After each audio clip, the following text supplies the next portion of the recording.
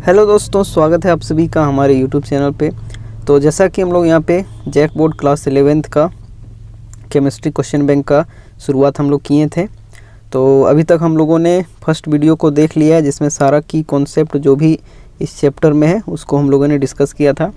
अब जो हमारा यहाँ पे डिस्कशन है वो कुछ इस तरीके से देख सकते हैं, मल्टीपल चॉइस क्वेश्चन जो कि बहुविकल्पीय प्रश्न की हम लोग बात किए थे पिछले क्लासेस में कि हम लोग इसको पार्ट बाय पार्ट कंप्लीट करने वाले हैं। तो आज के इस वीडियो में हम लोग कंप्लीट जो है जितना भी MCQ यहाँ पे फर्स्ट चैप्टर में आपका दिया गया है उसको अच्छे तरीके से सॉल्व करेंगे। ठीक है, यहाँ पे सारा एक ही शॉट में हम लोग कंप्लीट करने वाले हैं। बहुत ही अच्छे तरीके से बेसिक से सारा चीज़ समझेंगे। इसको अगर आप देख लेते हैं तो उसके बाद आपका MCQ में बहुत ही अच्छा आपका पकड़ हो जाएगा और अच्छे तरीके से आप सारा अटेम्प्ट करके आ जाओगे। ठीक है, तो लास्ट तक वीडियो को देखिएगा, तभी सारा चीज़ आप लोगों को समझ में आएगा।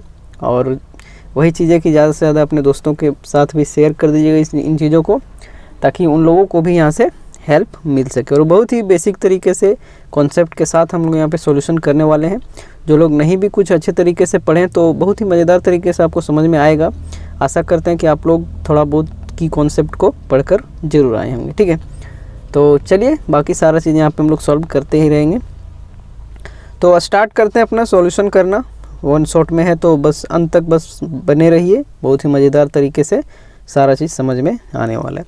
तो पहला क्वेश्चन यहाँ पे देख सकते हैं, हिंदी और इंग्लिश यहाँ पे क्वेश्चन को मैंने ले लिया है। ठीक है, तो हिंदी वाले भी यहाँ पे देख लेंगे, थोड़ा थोड़ा मैं हिंट दे दूंगा किस तरीके से आपको लिखना है। बाकी सॉल्यूशन इसी तरह से वहाँ पे रहेगा, बस आप थोड़ा लैंग्वेज में उसको हिंदी में चाहे तो कर सकते हैं। ठीक है, तो फर्स्ट क्वेश्चन यहाँ पे देख सकते हैं कि how many significant figures are present in, यहाँ पे ये जो आपका डिजिट दिया है इसके लिए यहाँ पे आपको पूछा है सिग्निफिकेंट फिगर इसमें कितना होगा। ये चीज़ ऑप्शन भी आपके दिए गए हैं 4, 3, 2, 1। तो इसका हम लोगों को यहाँ पे सिग्निफिकेंट फिगर आप लोगों को बताना। हिंदी में देख सकते हैं कि 1260 यहाँ पे जो 1, 2, 6, 4 ऐसे बोल सकते हैं हम लोग में कितने सार्थक अंक मौजूद हैं सिग्निफिकेंट फिगर का हिंदी यहाँ पे। तो बस मैं इतना डिस्कस कर दे रहा हूँ क्वेश्चन को साथ ही साथ, बाकी आप इन चीज़ों को समझ सकते हैं हिंदी वाले। तो 1264 में अगर बात किया जाए सिग्निफिकेंट फिगर का तो इसको हम लोग डिस्कस करते हैं। तो सिग्निफिकेंट फिगर जो 1260 में यहाँ पे आपका होगा वो 3 हो जाएगा। क्यों हो जाएगा 3? क्योंकि हम लोग एक रूल पढ़े थे कि जितना भी नॉन जीरो डिजिट होता है, जितना भी नॉन जीरो अंक होते हैं जो जीरो नहीं होते हैं, ऐसे हम लोग बोल सकते हैं, वो सारे के सारे हमारे सिग्निफिकेंट होते हैं। तो अगर यहाँ पे 1260 की यहाँ पे 1264 बोलें तो अच्छा रहे। 1264 की अगर बात किया जाए तो इसमें एक तो हमारा जीरो है, तो ये तो सिग्निफिकेंट सार्थक अंक में नहीं आएगा। बल्कि और भी जो यहाँ पे नॉन जीरो जैसे कि 1 है, 2 है, 6 है, तो ये 3 कुछ इस तरीके से आपका आ जाएगा सिग्निफिकेंट सार्थक अंक में। इसलिए यहाँ पे जो इसका राइट आंसर हम लोगों का हो जाएगा वो कुछ इस तरीके से ऑप्शन नंबर बी जो है इसका राइट आंसर हमारा 3 हो जाएगा। मान लीजिए एग्जामिनेशन में बस थोड़ा सा अगर चेंज कर दिया जाए, मान लीजिए 4460 यहाँ पे दे दिया जाए तो जीरो को हम लोग काउंट नहीं करेंगे, बाकी जितना भी आपका यहाँ पर अंक रहेगा उसको करेंगे। मान लीजिए 2350 रहे, कुछ भी अब इस टाइप का रहे तो आपका कुछ इस तरीके से 3 यहाँ पे राइट आंसर हो जाएगा। तो आई होप ये चीज़ फर्स्ट क्वेश्चन आपको अच्छे तरीके से समझ में आ गया होगा। ठीक है, ये पहला रूल ही है, एक तरीके से समझ लीजिए कि कुछ इस तरीके से all non zero digit are significant, ये आपका रूल ही हो गया। चलिए नेक्स्ट क्वेश्चन की तरफ अब हम लोग बढ़ते हैं। नेक्स्ट क्वेश्चन यहाँ पे देख सकते हैं, सेकेंड नंबर क्या पूछा है कि the empirical formula of compound इतना, ये जो आपको कंपाउंड दिखाया गया है, यौगिक दिखाया गया है, उसका मूलानुपाती सूत्र या फिर बोले एम्पिरिकल फॉर्मूला आप लोगों को बताना है। तो ये सारे यहाँ पे आपके ऑप्शंस दिए गए हैं। तो कुछ इस तरीके से जो CH3COOH, इसका यहाँ पे अगर एम्पिरिकल फार्मूला की हम लोग बात करेंगे तो किस तरीके से करेंगे इन चीज़ों को देख लेते हैं। तो जैसा कि यहाँ पे लिखा गया है कि the empirical formula of CH3COOH is CH2O, ये हो जाएगा आपका एम्पिरिकल फार्मूला। तो यहाँ से आंसर की अगर बात करें तो ऑप्शन नंबर डी जो है इसका राइट आंसर यहाँ पे हो जाएगा। अब किस तरीके से किस आधार पे हम लोगों ने लिखा है ये चीज़ यहाँ पे हम लोग जानेंगे। तो लिखा है कि because the actual whole number ratio of CH3COOH, अगर इसमें CH3COOH की बात की जाए तो इसमें कार्बन का संख्या 2 है, हाइड्रोजन का 4 है और ऑक्सीजन का 2 है। तो इसका अगर एक्चुअल देखें, ये जो यहाँ पे कंपाउंड दिया उस आधार पे अगर इसका रेशियो देखें, ठीक है, तो आपका 2:4:2 कैसे आए 2 रेशियो, क्योंकि कार्बन 2 था तो इसको 2 लिख लिए, हाइड्रोजन 4 था तो इसको 4 लिख लिए, ऑक्सीजन भी 2 था तो 2, तो 2 रेशियो 4 रेशियो 2 इसका आया एक्चुअल। जो ये क्वेश्चन आपका बोला था जो CH3COOH था उस आधार पे, ठीक है, इस आधार पे हमारा जो एक्चुअल है वो 2:4:2 आए। लेकिन जब इसका हम लोग सिंपलेस्ट होल नंबर रेशियो निकालेंगे तो कुछ इस तरीके से इसको आप यहाँ क्या कीजिए, 2 से डिवाइड इसको कर दीजिए। तो जब आप इसको 2 से डिवाइड कीजिएगा तो कुछ इस तरीके से 1:2:1 आ जाएगा। तो अब अगर कार्बन, हाइड्रोजन और ऑक्सीजन का बात किया जाए तो इसका रेशियो 1, इसका रेशियो 2, इसका रेशियो 1, तो कार्बन 1 हो गया, हाइड्रोजन 2 हो गया और ऑक्सीजन 1 हो गया। तो कुछ इस तरीके से CH2O इसका जो है एम्पिरिकल फार्मूला हमारा आ गया, मतलब ऑप्शन नंबर डी इसका राइट आंसर। इसी तरीके से आपको हमेशा बनाना है, जितना भी यहाँ पे आपको जो भी कंपाउंड यहाँ पे दिया जाए उसमें देखना है कि क्या क्या प्रेजेंट है। जैसे कि इसमें कार्बन था, हाइड्रोजन था और ऑक्सीजन था, जितना जितना उसको आप पहले काउंट कर लीजिए। उसके बाद उसमें देख लीजिए कि मान लीजिए जैसे यहाँ पे कार्बन 2 था तो इसका होल मतलब रेशियो जो एक्चुअल रेशियो वो 2 में आ जाएगा। ऑक्सीजन का 2 था तो वो भी 2 रख दिए, हाइड्रोजन का 4 था तो इसको 4 रख दिए। बाकी आप इस चीज़ों को सजा के देख सकते हैं, ठीक है, जिस आधार पे यहाँ पे दिया है कार्बन, हाइड्रोजन, ऑक्सीजन। तो इस तरीके से हम लोग बनाना। और फिर लास्ट में सबसे पहले देखिए एम्पिरिकल फार्मूला का मतलब यही हो जाता है कि सबसे सिंपलेस्ट रेशियो में आपका जो है आना चाहिए, उसके बाद वहाँ पे उसका केमिकल फार्मूला को आप उससे रिलेट करके निकाल सकते हैं। ये चीज़ समझ में आ गया? कुछ इस तरीके से करना है, हर क्वेश्चन में करना है। देखिए इस टाइप का क्वेश्चन आपके एग्जाम में जो है कंपलसरी आने ही वाला, मतलब इसी तरीके का क्वेश्चन आएगा, ठीक है। अगला यहाँ पे देख सकते हैं, अगला क्वेश्चन कुछ इस तरीके से, क्वेश्चन नंबर 3 की बात करें तो इसमें है कि if you have 300 ml of 1.5 molar NaCl, अगर इसको हिंदी में भी हम लोग देखेंगे, how many ml of 4.5 molar NaCl can you make. ठीक है, क्या बोला कि यदि आपके पास 1.5 मोलर NaCl का इतना ml है, सॉल्यूशन बेसिकली है NaCl का 300 ml, तो आप 4.5 मोलर NaCl में कितने ml बना सकते हैं। अगर 1.5 में आपका इतना है तो 4.5 में आपका कितना हो जाएगा ml में पूछा है। तो इस चीज़ के लिए अगर हम लोग बात करें तो यहाँ पे हम लोग देख रहे हैं कि एक तो हमारा 300 ml जो कि वॉल्यूम, जो कि V1 हम लोग मान सकते हैं, ये आपका 1.5 मोलरिटी मतलब ये M1 आपका दिया हुआ है। और यहाँ पे क्या पूछा है कि इसका वॉल्यूम ही पूछ लिया, मतलब V2 हम लोगों को पूछ लिया है और M2 कुछ इस तरीके से आपका दिया। तो आपने जो है एक फार्मूला पढ़ा होगा, जो मोलरिटी का फार्मूला आपने पढ़ा होगा, देख लीजिए यहाँ पे लिखा भी गया है कि using formula M1V1 equal to M2V2, ये आपने फार्मूला पढ़ा होगा। तो वहाँ पे देखें तो M1 हमारा 1.5 मोलर था, V1 आपका 300 ml था, M2 4.5 था और V2 हम लोगों को निकालना था। तो जब V2 यहाँ से कैलकुलेट करेंगे तो ओवरऑल हमारा 100 ml आ जाएगा। ठीक है, तो यहाँ पे स्टेप बाय स्टेप मैंने बता भी दिया है, बस अप्रोच आप लोगों को बता दें, इसमें ज़्यादा दिक्कत वाली बात नहीं है। तो इसलिए हमारा जो राइट आंसर यहाँ पे हो जाएगा वो ऑप्शन नंबर ए हो जाएगा, जो कि 100 ml यहाँ पे आ जाएगा। किस तरीके से निकालें ये सारा चीज़ यहाँ पे लिख ही दिए, ठीक है, आप इस चीज़ को समझ सकते हैं। चलिए नेक्स्ट क्वेश्चन की तरफ बढ़ते हैं, क्योंकि क्वेश्चन बहुत सारा है तो थोड़ा इसको स्पीड में लेके चलेंगे ताकि आपको भी थोड़ा कम टाइम में कवर हो जाए। ठीक है, क्योंकि अभी बहुत सारे चैप्टर्स हम लोगों के बाकी हैं। मैं आशा करता हूं कि कोशिश भी रहेगा कि आपके एग्जामिनेशन तक कंप्लीट करने का बहुत हद तक कोशिश रहेगा। ठीक है, क्योंकि आप देख सकते हैं इतने सारे ऑब्जेक्टिव्स हैं तो इनको भी सॉल्व करना बनता है, क्योंकि बहुत ही अच्छे अच्छे क्वेश्चन हैं आपके बिल्डअप, जो आपके कॉन्सेप्ट है बेसिकली वो यहाँ से बिल्डअप होने वाले हैं। ठीक है, तो इन सभी को अच्छे तरीके से हम लोग करेंगे, कोशिश रहेगा आपको कि वहाँ तक हम लोग कर लें। चलिए नेक्स्ट क्वेश्चन की तरफ अब हम लोग यहाँ पे बढ़ते हैं। नेक्स्ट क्वेश्चन यहाँ पे देख सकते हैं, पूछा गया क्वेश्चन नंबर 4 में कि which of the following will have largest number of atom, निम्नलिखित में से किसमें परमाणुओं की संख्या सबसे अधिक होगी। किसमें? 1 ग्राम गोल्ड में, 1 ग्राम सोडियम में, 1 ग्राम लिथियम में, 1 ग्राम क्लोरीन में। तो किसमें यहाँ पे सबसे ज़्यादा नंबर ऑफ एटम होगा, तो उसको हम लोग यहाँ पे कैलकुलेट करते हैं। ठीक है, जिसमें ज़्यादा होगा उसको हम लोग देखेंगे। तो जैसा कि हम लोग जानते हैं, ये फार्मूला आपने पढ़ा है कि since number of atom equal to यहाँ पे हो जाता है mole, number of mole into Avogadro number. तो यहाँ पे जो भी आपका, जिसका भी आपका नंबर ऑफ एटम निकालना है, जैसे कि मान लीजिए 1 ग्राम गोल्ड के लिए निकालना है तो हम लोग निकालेंगे number of atoms in 1 gram gold. तो इसका यहाँ पे 1 ग्राम, तो ये मास तो पहले से दिया, और अगर इसका मोलर मास की बात किया जाए तो 196 यहाँ पे आ जाएगा, क्योंकि मोल हम लोगों को निकालना है, वेट अपॉन मोलर मास के रूप में यहाँ पे निकालेंगे। तो वेट तो 1 दिया, इसका मोलर मास देख लिए वो 196 गोल्ड का, आपको पता है एटॉमिक मास बोल सकते हैं इसको। ठीक है, एक एटम वहाँ पे गोल्ड का है। और यहाँ पे एवोगाड्रो नंबर हम लोग 6.022 × 10⁻23 3 यहाँ पे करेंगे। जब इसको हम लोग कैलकुलेट करेंगे तो हमारा 0.03 इंटू 10⁻23 एटम आ जाएगा। किसमें?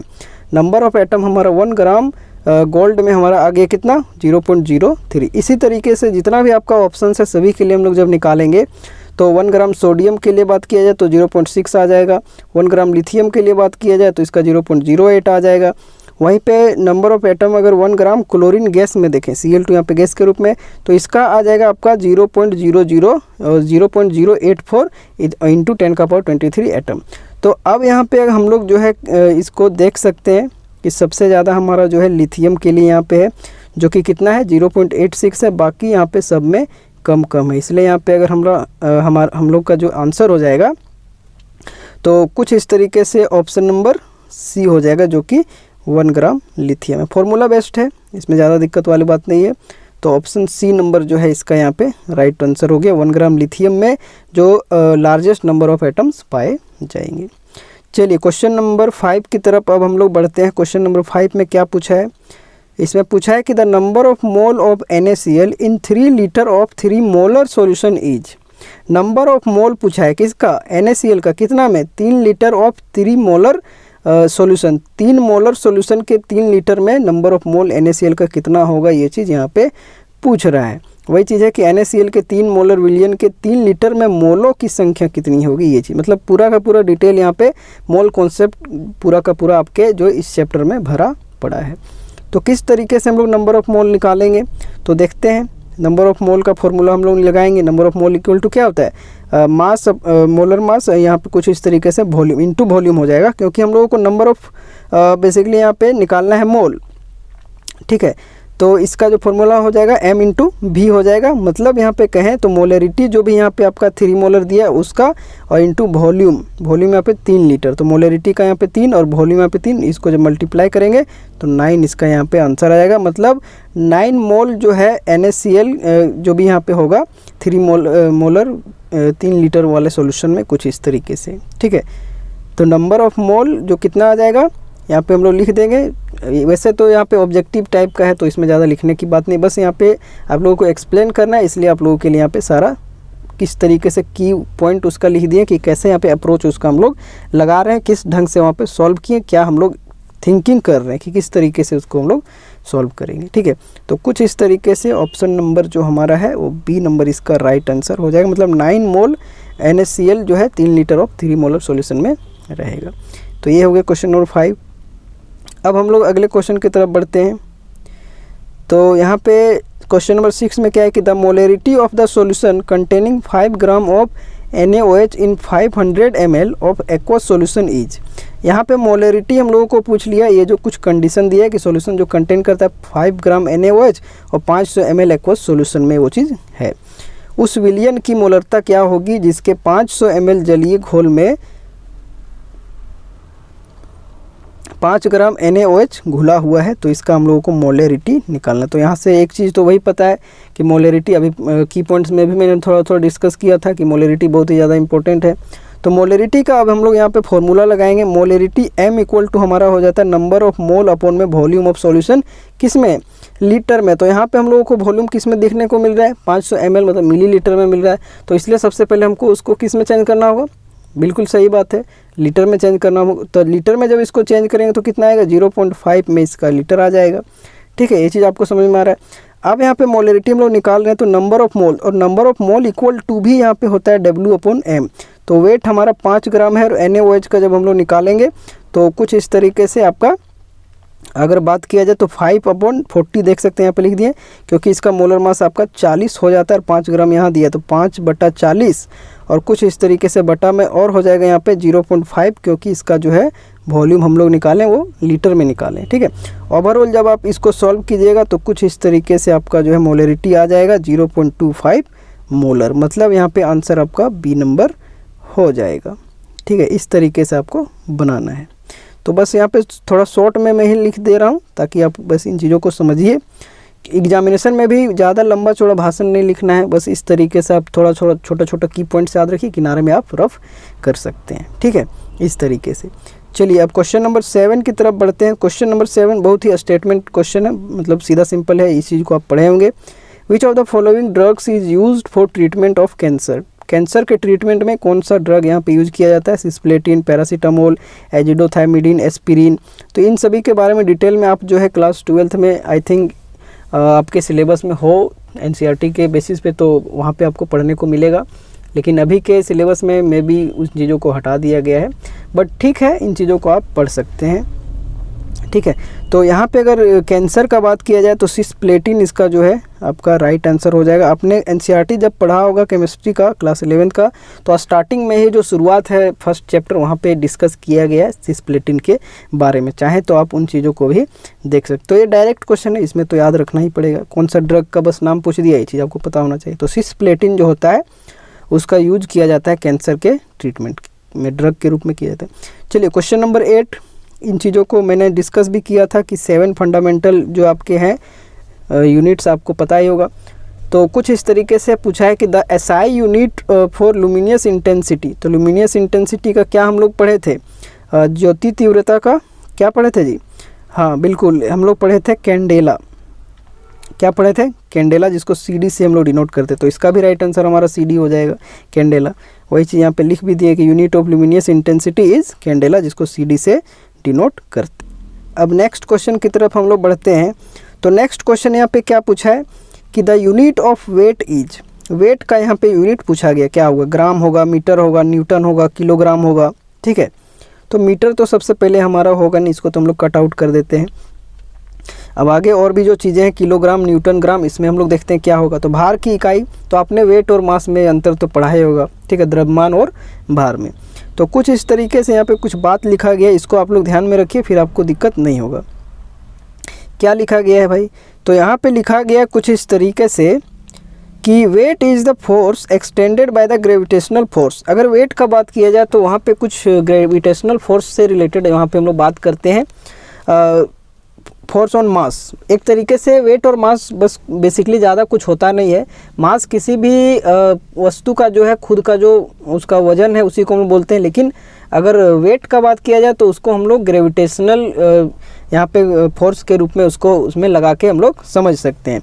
और इसको जो है फॉर्मूला रिप्रेजेंट किया जाता है, फॉर्मूला W = m × g। मतलब वेट का अगर बात किया जाए तो जो मास है उसमें g को अगर जो स्मॉल g वहाँ पे है, गुरुत्वीय त्वरण कुछ इस तरीके से आपने पढ़ा होगा। ठीक है, ग्रेविटेशनल एक्सेलरेशन करके। तो इन सब चीज़ों को फिजिक्स में थोड़ा बहुत ज़्यादा डिटेल में पढ़ा जाता है। तो सीधा सिंपल है कि वेट अगर करें तो मास में वहाँ पे स्मॉल g का भी वहाँ ग्रेविटेशनल फोर्स लग जाता है, जिसके कारण ही यहाँ पे इसका जो है वेट को हम लोग लिख सकते हैं। क्योंकि मास तो हमारा होता है kg और जो स्मॉल g होता है उसका क्या होता है? मीटर प्रति सेकेंड स्क्वायर, मतलब मीटर पर सेकेंड स्क्वायर। और जब हम लोग kg मीटर पर सेकेंड स्क्वायर को अगर जानते हैं, हम लोग किस नाम से जानते हैं? न्यूटन के नाम से जानते। तो जिसके कारण ही इसको यहाँ पे न्यूटन से दिखाया जाता है। मतलब आपका सीधा सिंपल है, अगर आपका मास पूछता तो वो किलोग्राम या फिर ग्राम में हम लोग बोल सकते थे, लेकिन यहाँ पे हम लोगों को वेट पूछा है, इसलिए वेट हमेशा जो है उसका क्या होता है? ऐसा मतलब यूनिट बेसिकली उसका हो जाता है न्यूटन। ये चीज़ आप याद रखिएगा। इतना तो मैं बस एक्सप्लेन के लिए बोला, बाकी अगर एग्जामिनेशन में आता है तो आप डायरेक्ट वहाँ से याद रख सकते हैं कि वेट का क्या होता है यूनिट? हाँ, न्यूटन होता है। चलिए नेक्स्ट क्वेश्चन की तरफ बढ़ते हैं। नेक्स्ट क्वेश्चन यहाँ पे देख सकते हैं, कुछ इस तरीके से पूछा है कि the prefix for multiple 10 to the power -15 is. जो 10 to the power -15 होता है उसके लिए कौन सा प्रीफिक्स हम लोग यूज करते हैं, ये चीज़ पूछा गया है। तो अभी यहाँ पे मैं एक स्लाइड आप लोगों को दिखाऊंगा जहाँ पे सारा यहाँ पे प्रीफिक्सेस और उसका पावर यहाँ पे लिखा गया है। तो ऑप्शन आपके दिए योक्टो, फेम्टो, पिको, पेटा। तो वही बोला है गुणक, गुणक इतने के लिए पूर्वलगन क्या होता है, मतलब प्रीफिक्स क्या होता है? योक्टो, फेम्टो, पिको, पेंटा, पेटा।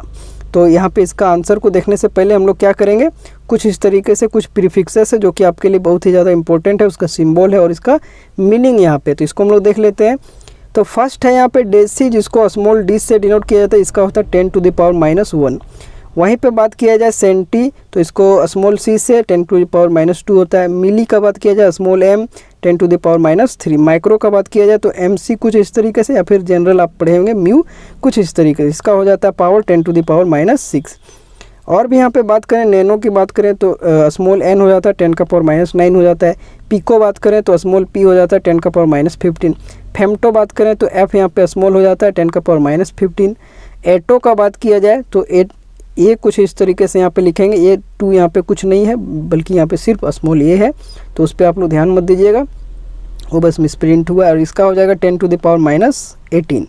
वहीं पे और भी बात करें तो डेका यहाँ पे डी इसको डिनोट किया जाता है, 10⁻1 हो जाएगा। हेक्टो इसको स्मॉल एच से, 10⁻2 किलो यहाँ पे स्मॉल के से, 10⁻3 मेगा यहाँ पे कैपिटल एम से, और 10⁻6 हो जाएगा। और भी बात करें गीगा, टेरा, पेटा, एक्सा, तो गीगा को जी से, इसको टी से, इसको पी से और इसको ई से। वहाँ 2 बस मिसप्रिंटिंग है, उसको आप लोग ध्यान नहीं दीजिएगा। इसका हो जाएगा 10⁻9, इसका 10⁻12, 15 और 18 कुछ इस तरीके से। तो अब हम लोगों को यहाँ पे पूछा किसके लिए, 10⁻−15 के लिए। तो 10⁻−15 हम लोग खोजते हैं।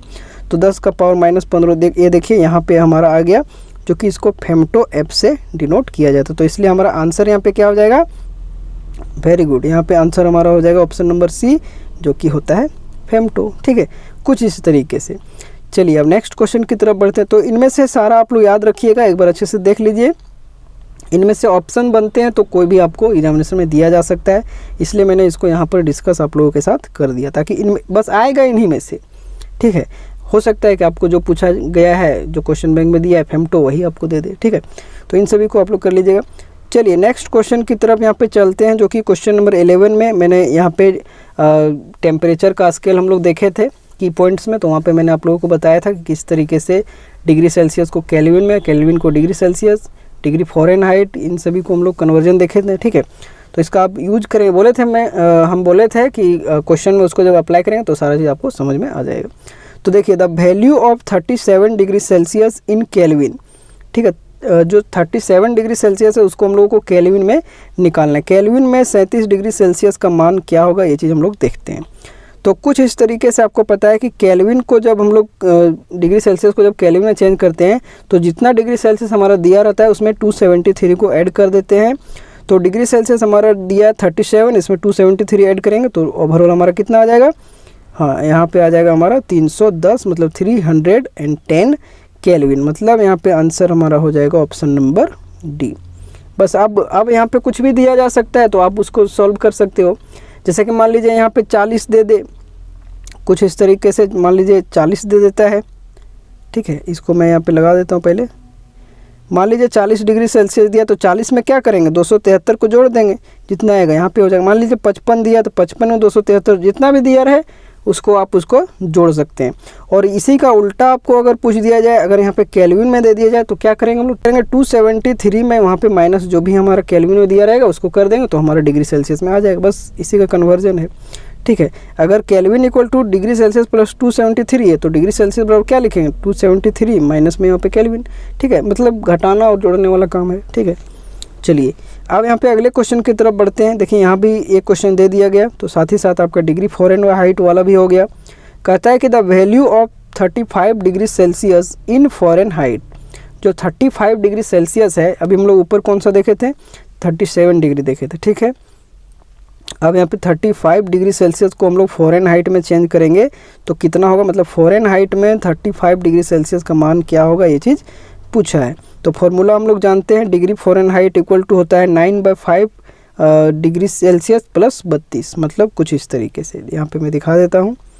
अगर डिग्री फ़ारेनहाइट का बात किया जाए तो हो जाएगा 9/5 इंटू में यहाँ पे डिग्री सेल्सियस में जो वैल्यू रहेगा और प्लस में 32। तो डिग्री सेल्सियस में हमारा कितना वैल्यू 35 है, तो 9/5 यहाँ पे हम लोग लिखेंगे और इंटू में आपका 35 आएगा।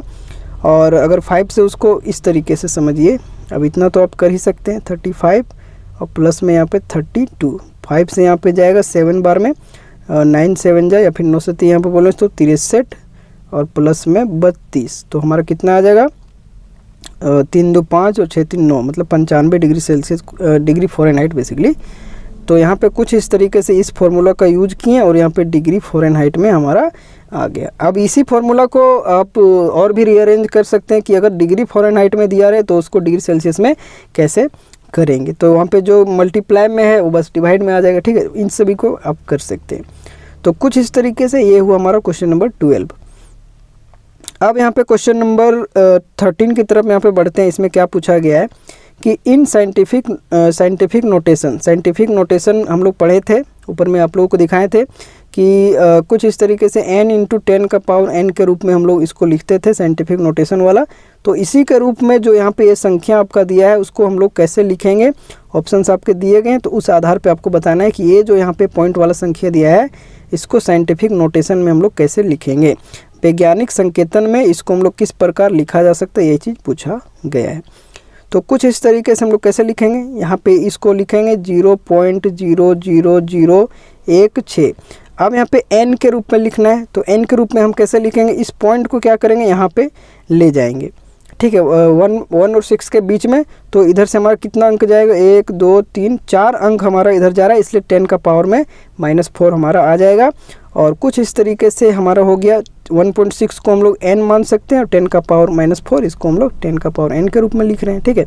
तो ये कुछ इस तरीके से देखिए, पॉइंट जब हमारा इस साइड जाएगा तो पावर जो 10 का होगा उसमें माइनस वाला आएगा, और अगर पॉइंट हमारा इस साइड जाएगा तो पॉइंट जो हमारा 10 का पावर में वो प्लस वाला टर्म आएगा। तो यहाँ पे अगर आंसर की हम लोग बात करेंगे तो कौन सा हो जाएगा आंसर, क्योंकि 4 ही अंक गया है तो 10 का पावर -4 हो जाएगा, तो ऑप्शन नंबर बी यहाँ पे राइट आंसर हो जाएगा। मैंने यहाँ पे दिखा भी दिया कि इधर से ये इधर जा रहा है, ठीक है। कुछ इस तरीके से अगर यहाँ पे कोई भी पूछते हैं कि ये पॉइंट अगर आगे ले जाते हैं 16.0 करते हैं तो क्या होता है, तो ये तो यहाँ पे पूरे तरीके से 0, इसको ना भी माने कोई दिक्कत नहीं है, पूरा का पूरा आगे, लेकिन हमको लिखना किस में, n इंटू 10 का पावर n में। तो यही एक जो है आपका यहाँ पे ऑप्शन बनता है कि इस तरीके से आपको लिखा जाए। 16 इंटू 10 का पावर 3 ये तो नहीं हो सकता, क्योंकि अगर इधर हम लोग आएंगे तो 1 2 3 4 5 अंक जाएगा, जो कि माइनस में जाना चाहिए, लेकिन यहाँ पे प्लस में, तो ये तो होगा नहीं। अब इस टर्म में देखें तो इसमें तो 4 ही अंक, तो इसमें 5 दे तो ये भी नहीं होगा, ये तो हमारा होगा ही नहीं। तो जिसके कारण ऑप्शन बी नंबर यहाँ पे राइट आंसर हो जाएगा। मतलब ये नहीं हुआ, ये नहीं हुआ, ये भी नहीं हुआ, ये हमारा राइट आंसर। कैसे हुआ ये चीज़ आप लोगों को समझा दिए। चलिए नेक्स्ट क्वेश्चन की तरफ बढ़ते हैं। यहाँ भी सिग्निफिकेंट फिगर का क्वेश्चन दिया गया है, और यहाँ पे देख लीजिए क्या पूछा गया है। कुछ इस तरीके से यहाँ पे पूछा गया है कि the number of significant figure present in इतना, यहाँ पे जो डिजिट दिया गया है उसमें पूछा गया सिग्निफिकेंट फिगर कितना होगा, इसमें जो है सार्थक अंक कितना मौजूद होगा वो चीज़ पूछा गया। मतलब 0.0052 में कितना सिग्निफिकेंट फिगर होगा, ये चीज़ यहाँ पे पूछा गया। तो इस क्वेश्चन के लिए एक रूल है, यहाँ पे वही चीज़ है, उसी को यहाँ पे आगे थोड़ा बढ़ाएंगे। तो सिग्निफिकेंट फिगर इसके लिए 2 हो जाएगा, क्योंकि नॉन जीरो वही सारा कॉन्सेप्ट इसमें भी लागू हो जाएगा। मतलब जितना भी नॉन जीरो है वो हमारा सिग्निफिकेंट फिगर होता है। तो अगर इसमें नॉन जीरो का बात किया जाए तो 5 और 2 है, बाकी सब जितना जीरो होता है वो सारा का सारा कट हो जाएगा। तो जिसके कारण ही यहाँ पे जो हमारा आंसर होगा ऑप्शन नंबर सी हो जाएगा, ठीक है। ये भी यहाँ पे हम लोग समझ सकते हैं। फर्स्ट क्वेश्चन हम लोगों ने उस तरीके से देखा, दूसरा यहाँ पे इस तरीके से, मतलब यहाँ पे जीरो कुछ इस तरीके से अगर आपको दिया जाए कि 0.000102 अगर ऐसा दिया जाए तो जितना भी इधर है ये नॉन जो यहाँ पे डिजिट है, नॉन जीरो डिजिट, उसको छोड़ के इधर जितना भी जीरो वाला है वो सारा का सारा कट जाएगा, बाकी यहाँ पे जितना रहेगा फिर तो ये वही टर्म हो गया, ठीक है। तो इस तरीके से ऐसा पॉइंट वाला रहे तब ये चीज़ लागू करेंगे कि इधर 1020 को हम लोग काउंट कर सकते हैं, लेकिन पॉइंट ना रहे तो 5230 जैसा कि मैंने बताया था ये जो है काउंट नहीं होगा, बस इतना ही काउंट होगा। तो ये चीज़ यहाँ पे समझिएगा। लेकिन जब पॉइंट रहे तो पॉइंट के इधर अगर नॉन जीरो कुछ भी है तो उसको हम लोग काउंट करेंगे, लेकिन जितना इधर जीरो रहेगा वो सारा का सारा कट हो जाएगा। जैसे कि यहाँ पे कट हुआ, देखिए इधर 2 डिजिट को लिया गया, लेकिन इधर का सारा यहाँ पे काट दिए हम लोग, ठीक है। तो जितना भी नॉन जीरो डिजिट हमारा होता है वो सिग्निफिकेंट होता है। तो ऑप्शन नंबर सी इसका जो है राइट आंसर हो जाएगा। चलिए अगले क्वेश्चन की तरफ यहाँ पे बढ़ते हैं, क्वेश्चन नंबर 15 की तरफ। इसमें भी यहाँ पे जो है राउंड अप करके आपको कुछ इस तरीके से पूछ लिया गया सिग्निफिकेंट फिगर। तो राउंड अप भी आप लोगों को ज़रूरी है पता होना। तो राउंड अप भी मैंने आप लोगों को बताया था, उसमें 3 ठो केस था। की पॉइंट आपने देखा होगा, एक था हमारा 5 से एबव था, एक 5 से लेस था और एक 5 के बराबर था। किस तरीके से क्या करना था वहाँ पे मैंने डिस्कस भी किया था, और इस क्वेश्चन में भी यहाँ पे हम लोग डिस्कस करते हैं। तो इसमें बोला गया कि राउंड अप द, ये जो डिजिट है यहाँ पे अप टू 3 सिग्निफिकेंट फिगर, मतलब ऐसे इसको यहाँ पे राउंड अप करना है कि इसका जो भी यहाँ पे राउंड अप वैल्यू आएगा उसमें सिग्निफिकेंट फिगर इसका जो है 3 आ जाएगा, ठीक है। अगर इस तरीके से देखें तब तो ये 1 2 3 4 के रूप में हम लोग मान सकते हैं, लेकिन सबसे पहले इसको राउंड अप कर लेना है, उसके बाद ही यहाँ पे मतलब 6.235 को 3 महत्वपूर्ण अंकों तक पूर्णांकित करें, वही सिग्निफिकेंट तक उसको बनाना है इस तरीके से कि सिग्निफिकेंट उसका 3 आ जाए। तो कैसे हम लोग करेंगे, तो वही चीज़ लिखा है कि round up the 8 digit to 3 significant.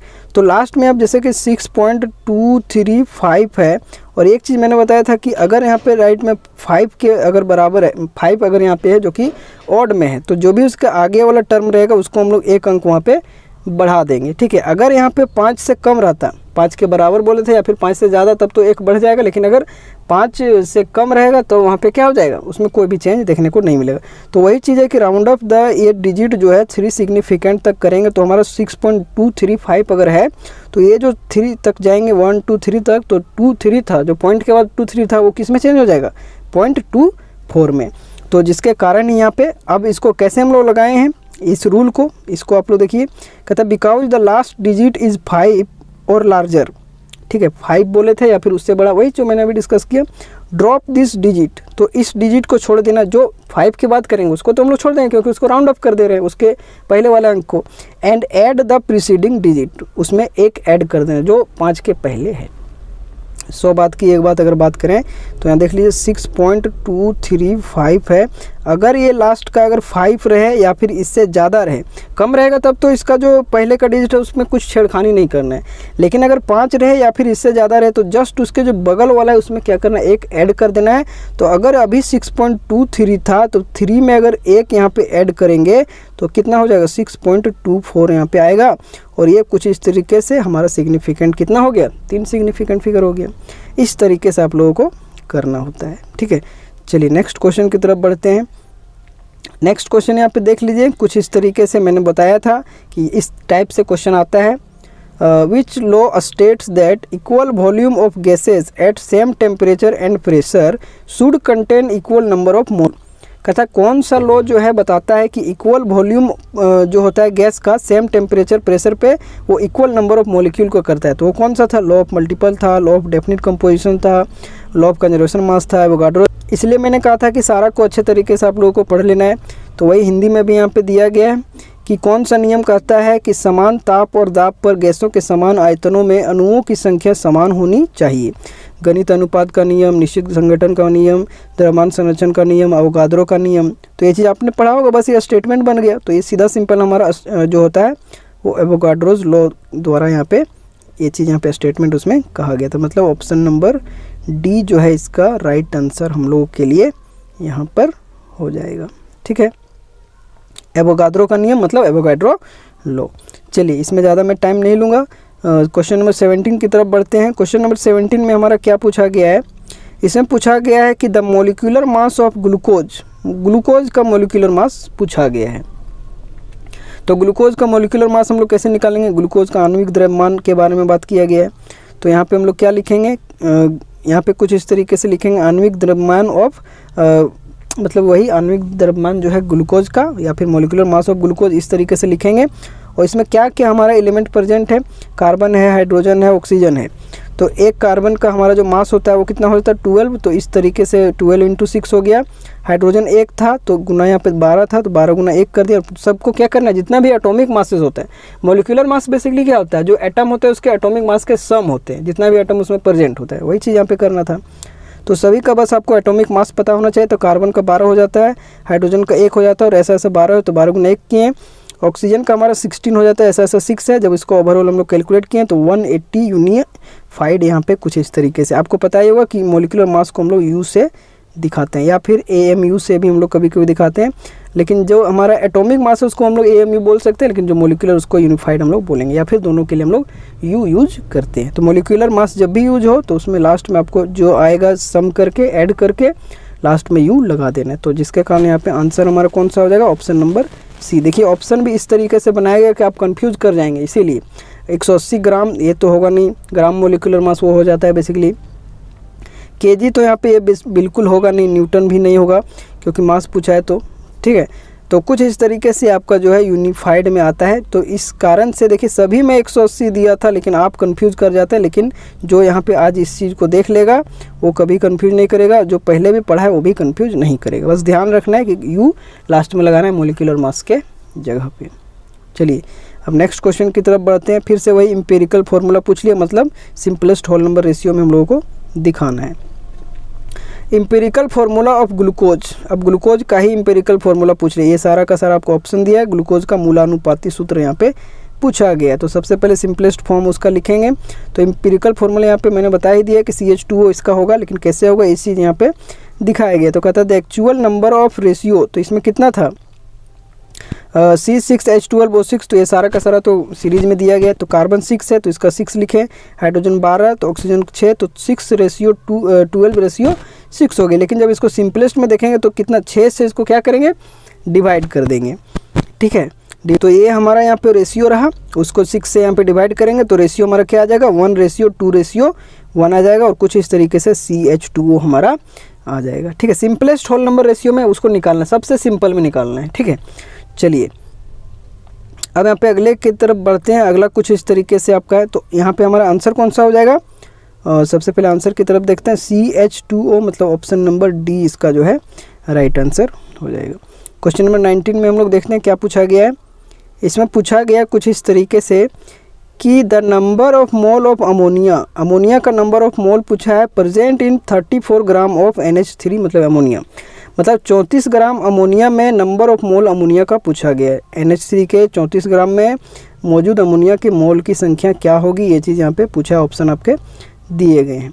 तो देखते हैं क्या होता है नंबर ऑफ मोल।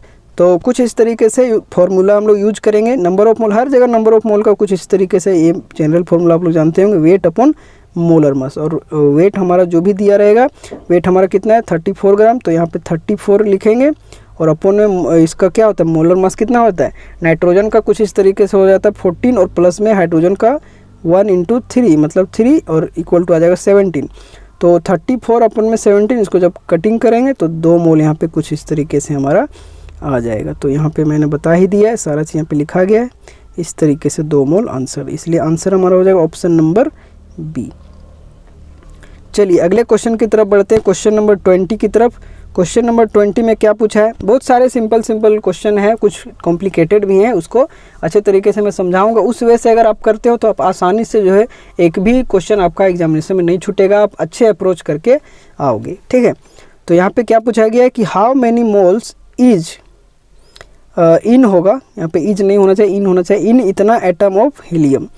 कहता है कितना मोल होगा इतना एटम ऑफ हीलियम में। तो यहाँ भी नंबर ऑफ मोल हम लोगों को निकालने बोला, इतना एटम, वही बोला हीलियम के इतना परमाणु में कितने मोल होंगे, ये चीज़ यहाँ पे ऑप्शन भी दिए गए तो पूछा गया है।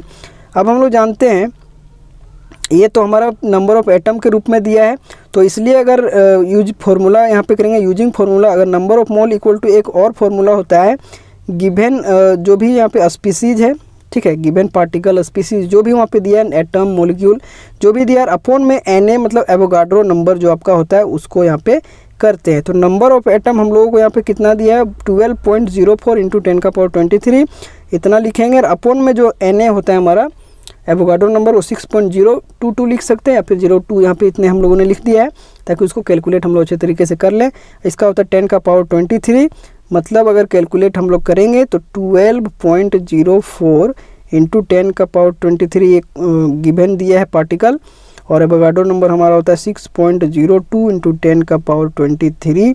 23 से 3 यहाँ पे 23 कट गया, इसको जब हम लोग यहाँ पे काटेंगे तो कुछ इस तरीके से 2 मोल यहाँ पे इसका आंसर हम लोग को देखने को मिल जाएगा। मतलब एक फॉर्मूला आपको क्या समझ में आया कि नंबर ऑफ मोल के लिए वेट अपॉन मोलर मास वाला हम लोग देख लिए, एक नंबर ऑफ मोल के लिए जो भी गिवन स्पीसीज है, और अपॉन में एवोगाड्रो नंबर, ये चीज़ 2 अभी हम लोग अभी पढ़े, और भी 1-2 अभी वॉल्यूम वाला भी अभी आगे क्वेश्चन से आप लोगों को बताएंगे। तो वो भी क्वेश्चन यहाँ पे दिया गया, तो इसका अगर आंसर की बात किया जाए तो ऑप्शन नंबर बी कुछ इस तरीके से राइट आंसर हो जाएगा। चलिए क्वेश्चन नंबर 21 की तरफ बढ़ते हैं। क्वेश्चन नंबर 21 में क्या पूछा गया है, बस देखिए यहाँ पे बस आपका कोई भी वैल्यूज़ जो है उसको चेंज किया जा सकता है, एलिमेंट चेंज किया जा सकता है, बाकी रूल यही पूछा जाएगा। 110% आप लोग श्योर रहिए, इस तरीके के ही क्वेश्चन आएंगे। बस एलिमेंट, उसका मोलर मास, एटॉमिक मास, इन सभी को आपको थोड़ा ध्यान में रखना है, उसको आप बाकी आप कर लोगे, ठीक है। रूल यही रहेगा, क्वेश्चन भी इसी तरीके से रहेंगे, बस मैंने कहा एलिमेंट को चेंज किया जा सकता है या फिर इसी को रखा जा सकता है। तो अप्रोच यहाँ पे हम लोग समझेंगे तो किसी टाइप के भी क्वेश्चन को कर सकते हैं। इसमें क्या पूछा है कि what is the mass of 4 mole of hydrogen gas. Gas का बात किया गया, अभी हाइड्रोजन गैस कुछ इस तरीके से H2 के रूप में होता है। तो पूछा है यहाँ पे कि कितना मास जो है 4 मोल हाइड्रोजन गैस में होगा, मतलब 4 मोल हाइड्रोजन गैस का मास बेसिकली बोल सकते हैं।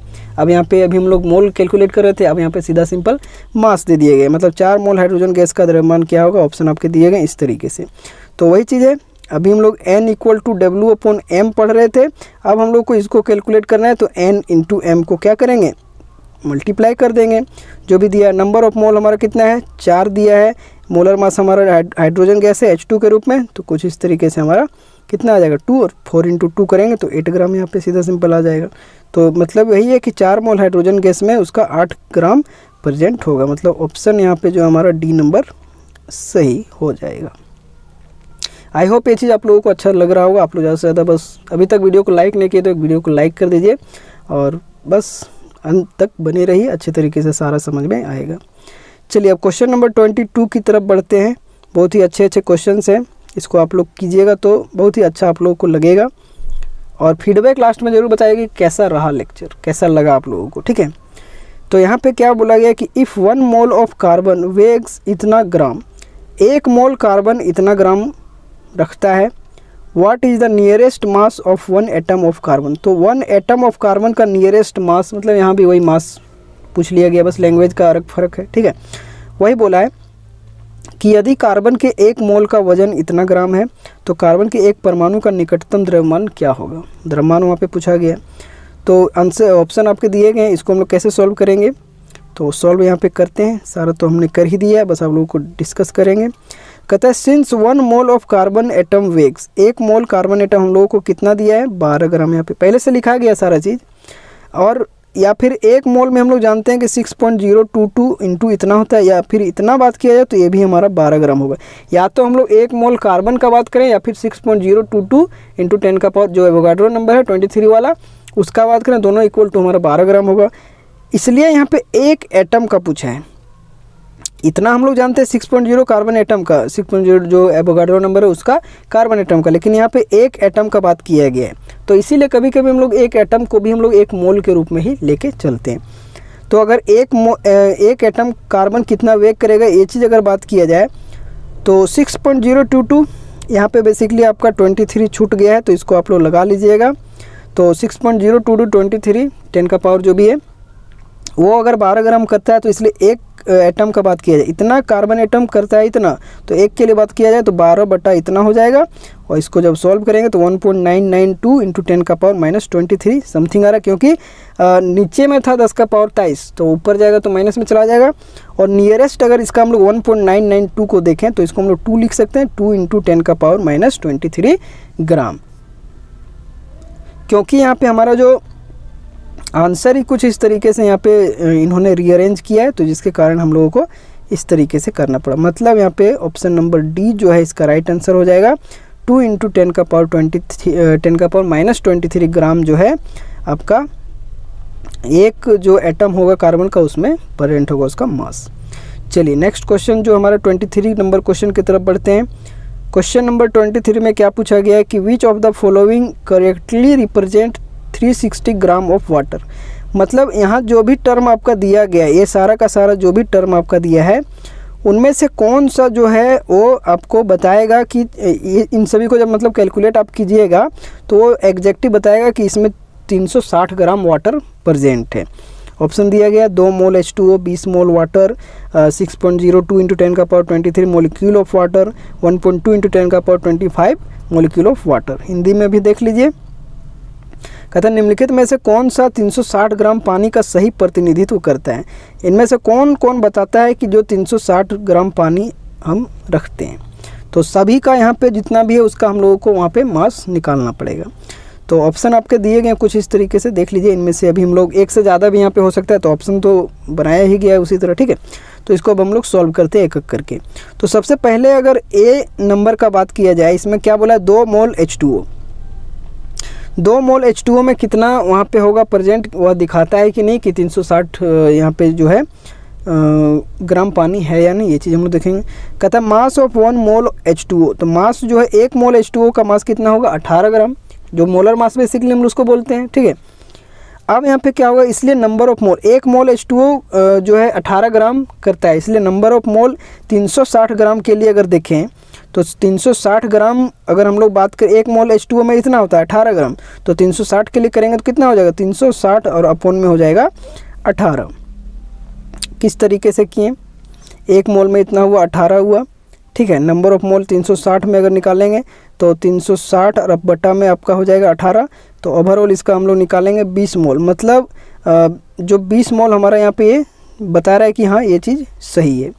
किस तरीके से सही है, क्योंकि यहाँ पे देख सकते हैं आप, इसको समझिए, जो कि यहाँ पे 360 ग्राम से हम लोग देखें कि 20 मोल हमारा आ जाता है। 20 मोल मतलब ऑप्शन नंबर 2 जो है यहाँ पे हमको देखने को मिला, मतलब 2 मोल तो हमको नहीं मिलेगा, 20 मोल मिलेगा लगभग, तो 2 मोल वाला तो हमारा यहीं पे कैंसिल हो गया। दूसरा अगर बात किया जाए नंबर ऑफ मॉलिक्यूल्स, मोल वाला तो बात यहाँ पे ख़त्म हो गया, मोल वाला में ये चीज़ सही हो गया, तो ये तो बिल्कुल नहीं होगा। अब यहाँ पे मॉलिक्यूल के रूप में भी दिया है, अणु के रूप में दिया है, यहाँ से देख लीजिए मॉलिक्यूल के रूप में दिया है, तो एक बार मॉलिक्यूल भी हम लोग कैलकुलेट करके देखते हैं। तो वही चीज़ लिखा गया है कि number of molecule in 20 mole of water. अब हम लोग यहाँ पे वाटर देखें कि 20 मोल प्रेजेंट है, किसमें 360 ग्राम वाटर में, इसमें 20 मोल हमारा आ रहा है, तो 20 मोल में हमारा कितना मॉलिक्यूल होगा, और इसको भी अगर निकाल लेते हैं तो वहाँ से भी हमारा जो है आंसर आ जाएगा। तो वही है कि number of molecules in 20 mole of water equal to क्या होगा, number of molecule equal to होता है एवोगाड्रो नंबर, और जितना भी नंबर ऑफ मोल्स यहाँ पे इसका आया है उससे मल्टीप्लाई करेंगे। तो एवोगाड्रो नंबर तो आपको पता है कुछ इस तरीके से, और मोल हमारा कितना आ गया 20 मोल, इसको जब करेंगे तो 120.44 10 का पावर 23 इस तरीके से।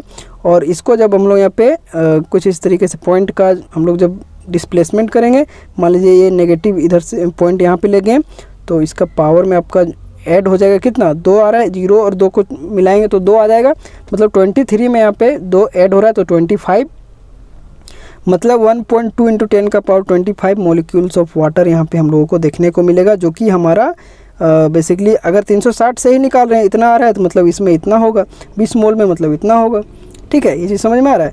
तो कुछ इस तरीके से हम लोगों का अगर आंसर की बात की जाए तो एक तो हमारा ए हुआ था जिसके कारण ए ख़त्म, दूसरा हमारा ए आया जिसके कारण ए ख़त्म, मतलब 2 और 4 यहाँ पे हमारा जो है राइट आंसर हो जाएगा। मतलब ऑप्शन नंबर डी 2 और 4 यहाँ पे हमारा राइट आंसर आ जाएगा, जो कि कुछ इस तरीके से हम लोगों ने सारा एक्सप्लेन भी किया। 360 ग्राम वाटर का यहाँ पे प्रतिनिधित्व कर रहा था, तो ऑप्शन में 2 मोल 20 मोल इतना देखें तो 360 ग्राम में हम लोग सबसे पहले मोल निकालने कि कितना है, तो इसमें हम लोग देखें कि 20 मोल है, तो 20 मोल वाला देख लिए। अब 20 मोल हम लोग को मिल गया, उससे अगर नंबर ऑफ़ मॉलिक्यूल हम लोग निकालना चाहें तो जब उसका नंबर ऑफ़ मॉलिक्यूल निकालें तो इतना हमारा आ गया, जो कि ऑप्शन में 2 और 4 में हमारा सही हो रहा था। बस इस टाइप के क्वेश्चन आपको थोड़ा लैंग्वेज अच्छे तरीके से अगर पता होगा, जो भी यहाँ पे मैंने डिस्कस किया उसको आप थोड़ा सा इसको दिमाग लगाइए तो आप अच्छे तरीके से समझ जाओगे। चलिए अगले क्वेश्चन की तरफ यहाँ पे बढ़ते हैं। क्वेश्चन नंबर 24, जो कि बस याद रखने वाला ही है, इसलिए साथ ही साथ यहाँ पे दिखा देते हैं। The number of significant figure in pi, जो आपने पाई पढ़ा होगा जिसका वैल्यू 3.14 या फिर इसको 22/7 भी बोलते हैं, ठीक है। तो उसमें यहाँ पे सिग्निफिकेंट फिगर यहाँ पे पूछा है, तो इसका अगर बात किया जाए तो ये बेसिकली 3.14 करके कुछ आपका चलता रहता है वैल्यू, कुछ इस तरीके से अनंत तक चलता रहता है, मतलब इनफाइनाइट तक चलते रहता है, जिसके कारण इसका सिग्निफिकेंट जो हमारा हो जाएगा वो कुछ इस तरीके से इनफाइनाइट सिग्निफिकेंट फिगर हो जाएगा। तो ये बस एक नॉलेज वाला बात है। पाई जो होता है वो कितना सिग्निफिकेंट फिगर रखता है, तो बोल सकते हैं इन्फिनिटी, अनंत तक यहाँ पे ये रखता है। चलिए क्वेश्चन नंबर 25 की तरफ बढ़ते हैं, और बहुत ही जल्द हम लोग जो है आधा क्वेश्चन को यहाँ पे हम लोग सॉल्व करते हुए, और अभी हम लोग को 25 से 26 क्वेश्चन सॉल्व करना है। चलिए इसमें क्या पूछा गया है कि in which of the following number all zeros are significant, मतलब इनमें से जो भी ऑप्शन दिए गए उनमें से कौन सा ऑप्शन जो होगा या फिर कौन सा नंबर होगा जिसमें सारा का सारा जीरो जो है उसको हम लोग सिग्निफिकेंट काउंट करेंगे। एक चीज़ तो अभी हम लोग ऊपर में पढ़े थे कि जो जीरो होता है उसको हम लोग काउंट ही नहीं करते हैं, लेकिन यहाँ पे कुछ वैसा दिया गया, तो इसका दूसरा रूल अब हम लोग यहाँ पे इंट्रोड्यूस होने वाला है। वही बोला है कि निम्नलिखित में से किस संख्या में सभी शून्य सार्थक हैं, ये चीज़ पूछा गया। चलिए तो यहाँ पे एक रूल है, इसको हम लोग देखते हैं। कहता है इन 50 + 0.00 जो भी दिया ऑल जीरोज आर सिग्निफिकेंट, मतलब सबसे पहले आंसर में लगाते हैं, ऑप्शन नंबर सी इसका जो है आंसर हो जाएगा। इसमें जितना भी जीरो आपका है उसको हम लोग काउंट कर लेंगे। एक तो हम लोग ये वाला पढ़े थे जिसमें पॉइंट के इधर कोई भी रहे तो उसको हम लोग मानते नहीं है, इधर भी 2 रहेगा तो इसको भी नहीं करेंगे, इधर भी नहीं करेंगे। तो ये तीनों में तो हम लोग देख ही रहे हैं कि जो जीरो है उसको हम लोग काउंट नहीं कर सकते हैं। ये तो सिंपल अभी जो पहला हम लोग रूल देखे थे पीछे वहाँ से आपको बताएं। अब यहाँ पे ऐसा क्या हुआ कि यहाँ पे इसके जीरोज़ को हम लोग काउंट किए, तो मैंने आगे भी बोला था, तो वही चीज़ लिखा गया है कि because zeros right side to the non zero digit, जो नॉन जीरो डिजिट हमारा 5 है, इसके राइट साइड में जितना भी हमारा जीरो है, एज वेल एज लेफ्ट और right to the side to the decimal point, और साथ ही साथ जो भी डेसिमल पॉइंट हमारा है उसके या तो राइट साइड दाएं तरफ या फिर उसके, किसका बात कर रहे हैं, ये चीज़ ध्यान रखिएगा, डेसिमल का बात कर रहे हैं, तो डेसिमल के अगर दाएं साइड या फिर बाएं साइड, ये नॉन जीरो की तो बात रहेगी ही, इसके बाद का बात किया जा रहा है, वैसा अगर रहे तो उसको हम लोग सिग्निफिकेंट फिगर कहेंगे। थोड़ा यहाँ पे ध्यान दीजिए, इसी क्वेश्चन को मैं थोड़ा सा यहाँ पे समझाने की कोशिश कर रहा हूँ कि 50 पॉइंट आपका 000 है। एक तो सबसे पहले हमारा जो नॉन जीरो डिजिट है इसको हम लोग साथ रखेंगे, उसके बाद बोला है कि नॉन जीरो डिजिट के बाद जितना भी हमारा यहाँ पे जीरो रहेगा राइट साइड, कहाँ पे, राइट साइड, तो ये हमारा क्या हो जाएगा, सिग्निफिकेंट होगा। और साथ ही साथ जो हमारा डेसिमल पॉइंट है, ठीक है, ये जो हमारा डेसिमल पॉइंट है, इसके डेसिमल पॉइंट के या तो इधर से दिखा देते हैं, या तो इधर दायां साइड या तो बायां साइड, ये नॉन जीरो रहेगा, ये चीज़ आपको ध्यान में रखना है, पॉइंट के दायां साइड रहे जीरो या फिर इसके बायां साइड रहे, तो सभी के सभी हम लोग सिग्निफिकेंट फिगर में काउंट यहाँ पे करते हैं, ये चीज़ यहाँ पे कहने का मतलब था, ठीक है।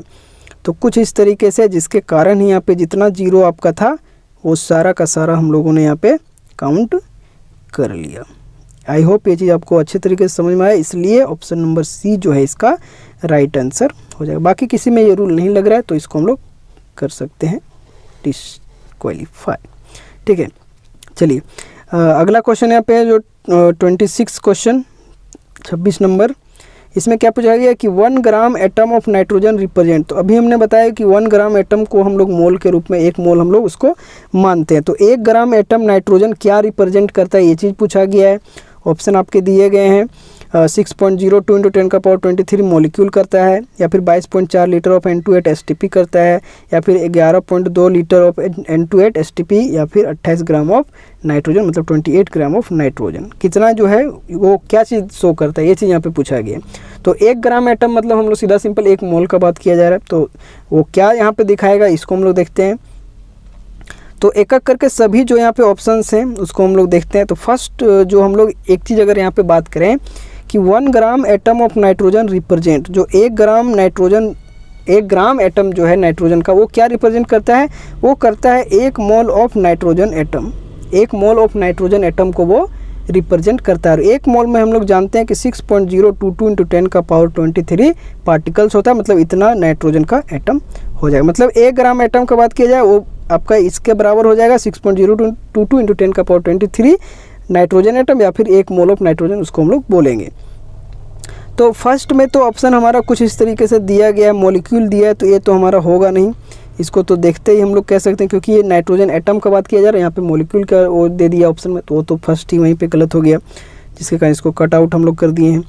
अगला यहाँ पे देख सकते हैं कुछ इस तरीके से आपका दिया गया है कि 22.4 लीटर ऑफ N2H STP। तो अगर हम लोग जानते हैं कि नंबर ऑफ मोल अगर हम लोग निकालेंगे, कोई भी चीज़ आपका दिया है, जैसे कि वॉल्यूम के रूप में यहाँ पे हमारा दिया है, तो वॉल्यूम में जो STP पर हमारा वॉल्यूम होता है 22 आपका बेसिकली यहाँ पे देख सकते हैं 22.4 लीटर कुछ इस तरीके से होता है। तो नंबर ऑफ मोल यहाँ पे जो हमारा निकलेगा वो जितना भी यहाँ पे आपका दिया है पार्टिकल, यहाँ पे जो भी 22.4 दिया है, STP पे हम लोग 22.4, वो तो ऑलरेडी हम लोग वॉल्यूम के रूप में 1 मोल वॉल्यूम में हमारा जो 22.4 लीटर हमारा मौजूद होता है। तो नंबर ऑफ मोल अगर N2 का निकालेंगे तो जो भी यहाँ पे गिवन दिया हुआ है 22.4 और अपॉन में फिर उसको करेंगे 22.4 से, क्योंकि STP पर जो उसका वॉल्यूम होता है वो 22.4 लीटर होता है। तो 22.4 और अपॉन में 22.4 जब इसको किए तो 1 मोल N2 यहाँ पे ये हमारा 1 मोल निकला। इसको जब कैलकुलेट करेंगे तो 1 आएगा, तो मतलब 1 मोल N2 मॉलिक्यूल, और 1 मोल N2 मॉलिक्यूल का मतलब ही है कि 6.022 × 10⁻23 N2 मॉलिक्यूल। लेकिन यहाँ पे क्वेश्चन में हमको एटम पूछा है, तो N2 मॉलिक्यूल में हमारा कितना एटम है, 2 एटम है, 2 एटम मिला है तब जाके N2 बना है, मतलब एक नाइट्रोजन प्लस में एक नाइट्रोजन दोनों मिला है तब जाके N2 बना है। तो इसलिए ये तो हमारा पूरा मॉलिक्यूल का आ गया, लेकिन एटम का अगर निकालेंगे तो उसको किससे मल्टीप्लाई करेंगे, 2 से मल्टीप्लाई कर देंगे। तो जिसके कारण ये जो हमारा N2 मॉलिक्यूल आया था उसको 2 से यहाँ पे मल्टीप्लाई कर दिए। तो इस तरीके से तो ये तो यहाँ पे दिखा रहा है कि ये तो नहीं होगा, क्योंकि ऑप्शन में हमारा 1 ग्राम एटम के लिए पूछा है, तो 1 ग्राम एटम में तो हमारा इतना होता नहीं है, ये तो हमारा 2 ग्राम का मतलब बेसिकली 2 एटम का दिखा दे रहा है, तो ये भी हमारा यहाँ पे नहीं होगा। इसी तरीके से सीधा सिंपल बात है, अगर 22.4 लीटर है एनटीपी का बात किया जाए तो इसका नंबर ऑफ मोल निकालने के लिए जो भी गिवन यहाँ पे वॉल्यूम होगा, ठीक है, जो भी गिवन वॉल्यूम होगा, क्योंकि ये दिया हुआ है एसटीपी पर भी इतना ही होता है, ये चीज़ यहाँ पे आप लोग ध्यान रखिए, 22.4 लीटर, ठीक है। इस तरीके से नंबर ऑफ मोल हमारा इसी तरह निकलता है, गिवन वॉल्यूम जो भी गिवन यहाँ पे एंटिटी दिया गया और अपन में उसका वॉल्यूम उस तरीके से यहाँ पे कह सकते हैं, ठीक है। इस तरीके से ये तो ऑप्शन बी हुआ। अब ऑप्शन सी में इसी तरीके से अब यहाँ पे अब कितना दिया, इस बार दिया है 11.2 लीटर, तो जिसके कारण यहाँ पे गिवन जो भी यहाँ पे वॉल्यूम है और अपन में जो उसका एनटीपी पे होता है वो चीज़ लिखेंगे। तो इसका अगर नंबर ऑफ मोल N2 का निकालें जो हमारा ऑप्शन नंबर सी में है, इसमें 11.2 लीटर है, तो जिसके कारण गिवन हमारा 11.2 ऊपर में रखें और STP पे 22.4 लीटर होता है, इसलिए STP पर इतना लिखें। इसको जब कैलकुलेट कीजिएगा तो 0.5 आएगा, मतलब नंबर ऑफ मोल यहाँ पे 0.5 आ गया, मतलब 0.5 मोल ऑफ N2 मॉलिक्यूल का यहाँ पे बात किया जा रहा है और 0.5 मोल रखेंगे और 1 मोल में हमारा इतना होता है, तो 0.5 में हमारा कितना हो जाएगा, 0.5 इंटू 6.022 इंटू 10 का पावर 23 N2 मॉलिक्यूल। फिर से यहाँ पे N2 मॉलिक्यूल का बात है, लेकिन हम लोगों को क्या देखना है, नाइट्रोजन एटम सिर्फ देखना है। N2 तो 2 वहाँ पे एटम को रखता है, इसलिए फिर से यहाँ पे 2 से मल्टीप्लाई करें और ओवरऑल जब इसको करेंगे तब जाके हमारा इतना 6.022 इंटू 10 का पावर 23 आ जाएगा ऑफ नाइट्रोजन एटम। मतलब इस बार जो है जो 11.2 लीटर वाला चीज़ है ये हम लोगों को इतना एटम दे रहा है, जो कि एग्जैक्टली 1 ग्राम नाइट्रोजन एटम के बराबर होता है, मतलब 1 मोल नाइट्रोजन एटम के बराबर होता है। मतलब ये हमारा यहाँ पे सही हो जा रहा है। क्यों हो रहा है, क्योंकि 0.5 ये पहले से आ रहा था और 1 में तो हमारा 2 होता है, तो 2 गुना जब 0.5 हम लोग करेंगे तो इससे हमारा जो है कुछ इस तरीके से हमारा ओवरऑल काट कूट करेंगे तो 1 यहाँ पे आ जाएगा, मतलब 1 ही मोल को यहाँ पे ये डिनोट अच्छे तरीके से कर दे रहा है, तो जिसके कारण ये तो हमारा यहाँ पे सही हो गया। अब लास्ट हमारा 28 ग्राम नाइट्रोजन। तो नाइट्रोजन एटम का अगर बात किया जाए तब तो उसका 28 ग्राम देख के ही पता चल रहा है कि ये तो बहुत नाइंसाफ़ी वाला बात है। अगर नाइट्रोजन है तो उसका हम लोग 14 ही देखेंगे, अगर N2 मॉलिक्यूल है तब जाके 28 ग्राम वो हो सकता है। तो वही चीज़ यहाँ पे लिखे हैं कि नंबर ऑफ मोल अगर बात किया जाए तो 28 ग्राम पहले, मोलर मास 28 यहाँ पे दिखा दिए, मतलब 1 मोल N2 मॉलिक्यूल है। फिर से वही बात आ गई मॉलिक्यूल, और यहाँ पे हम लोगों को निकालना क्या है, एटम में निकाल, इसलिए 2 से किए, जो कि यहाँ पे ये तो सरासर गलत ही दिखा रहा है, क्योंकि हमको अगर एक एटम का बात किया जाए तब तो हमारा इतना ही आना चाहिए 6.022 इंटू 10 का पावर 23 ऑफ नाइट्रोजन एटम, लेकिन ऐसा नहीं हुआ, इसलिए ये भी हमारा इनकरेक्ट हो गया। तो इसमें थोड़ा कॉन्सेप्ट था, इसलिए इसको टाइम भी हम ज़्यादा लिए, तो जिसके कारण यहाँ पे ऑप्शन नंबर सी जो है इसका यहाँ पे राइट आंसर हो जाएगा कुछ इस तरीके से। मतलब यहाँ पे ऑप्शन नंबर सी जो है हमारा सही हो जाएगा 26 का। आगे बढ़ें, चलिए अब क्वेश्चन नंबर 27 की तरफ बढ़ते हैं। क्वेश्चन नंबर 27 में हमारा क्या पूछा है कि द परसेंटेज, सही से देख लेते हैं कि the percentage of oxygen, oxygen का परसेंटेज पूछा है NaOH में, जो सोडियम हाइड्रोक्साइड है उसमें ऑक्सीजन का कितना परसेंटेज कंपोजिशन उसका रहेगा, ये चीज़ यहाँ पे पूछा है। ऑप्शन भी दिया गया, NaOH में ऑक्सीजन का प्रतिशत कितना है, ये चीज़ पूछा गया है। तो प्रतिशत वाला भी फॉर्मूला मैंने ऊपर डिस्कस किया था आप लोगों के साथ, याद होगा आप लोगों को। तो मास परसेंटेज का बात किए थे, जो भी मास जो है जिसका हम लोगों को निकालना है, जैसे ऑक्सीजन का निकालना तो उसका मास अपॉन में टोटल जो हमारा इसका मोलिकुलर मास के रूप में हमारा आता है NaOH का जो भी मोलिकुलर मास आएगा उसमें हम लोग लिखेंगे। तो यहाँ पे ओवरऑल देखें तो 16 हमारा जो बेसिकली होता है, क्या होता है, ऑक्सीजन का मास, ऑक्सीजन का मास होता है 16 और अपन पूरा जो NaOH पूरा ओवरऑल निकालेंगे तो इसका है 40, तो 60 अपन में 40 इंटू 100 करते हैं परसेंटेज निकालने के लिए। तो ओवरऑल जब इसका हम लोग कैलकुलेट करेंगे तो कुछ इस तरीके से परसेंटेज हमारा 40% आ जाएगा। 40% कैसे आया समझ में आया, 16 अपन में 40 यहाँ पे है और अपन में 100 यहाँ है, तो इससे इसको काटेंगे, 4 चौक 16, 10 गुना 4 करेंगे तो 40% यहाँ पे आप लगा सकते हैं, कोई दिक्कत वाली बात नहीं है। तो यहाँ पे ऑप्शन में हमारा कुछ परसेंटेज लगाया नहीं था, इसलिए मैंने भी नहीं लगाया, आप चाहे तो लगा सकते हैं। बाकी आप तो OMR में ये बेसिकली आप तो लिखना ही पड़ेगा, OMR वाला तो सिस्टम ही मतलब आप हटा दिया गया है ना। तो कुछ इस तरीके से 40% भी आप लिख सकते हैं। चलिए, ये हो गया क्वेश्चन नंबर 27। वहाँ पे मैंने की पॉइंट्स में बता ही दिया था पहले ही कि इस टाइप का जो है यहाँ पे फॉर्मूला आगे हम लोग क्वेश्चन में लगाएंगे। ठीक है, चलिए क्वेश्चन नंबर 28 में अगर हम लोग देखें तो क्वेश्चन नंबर 28 में फिर से एक थोड़ा सा कंसेप्ट वाला क्वेश्चन है, तो इसको हम लोग अच्छे तरीके से डील करेंगे। इसमें क्या बोला कि what quantity of lime stone, जो CaCO3 होता है जिसको हम लोग लाइम स्टोन कहते हैं, will give 56 kg of CaO, मतलब कितना क्वांटिटी लाइम स्टोन का जो है वो 56 kg कैल्शियम ऑक्साइड देगा। ऑप्शन आपके दिए गए, चूना पत्थर की कितनी मात्रा 56 किलोग्राम CaO देगी, कैल्शियम ऑक्साइड देगी, ये चीज़ पूछा गया है। तो सबसे पहले हम लोग यहाँ पे कैल्शियम ऑक्साइड कैसे बनेगा, तो कैसे बनेगा, जब लाइम स्टोन को हम लोग क्या करेंगे, हीट करेंगे या फिर उसको जलाएंगे। तो CaCO3 देख लीजिए, यहाँ पे इक्वेशन हम बना दिए हैं। CaCO3 जब इसको हीट किए तो ये CaO प्लस CO2 में टूट गया, जिसमें से CO2 गैस हमारा बाहर निकल गया। मतलब उससे हमको मतलब नहीं है CaO कितना बना है, जब हम लोगों को 56 kg जो है देगा CaO, तो क्वांटिटी लाइमस्टोन का कितना हम लोग लेंगे जो कि हमको 56 kg जो है कैल्शियम ऑक्साइड देगा। तो ये हमारा तो सबसे पहले जो इक्वेशन है कि CaCO3 को जब हम लोग हीट किए तो CaO प्लस CO2 में टूटा। अब यहाँ पे मोलर मास सबसे पहले हम लोग कैलकुलेट करेंगे, इसलिए करेंगे, देखिए स्टेप यहाँ पे बस इसलिए कर दिए हैं क्योंकि उसका ज़रूरत हम लोगों को क्वेश्चन के आंसर में पड़ेगा। तो सारा स्टेप बाय स्टेप लिखिए। मोलर मास जो CaO का, इसका 56 ग्राम पर मोल होता है।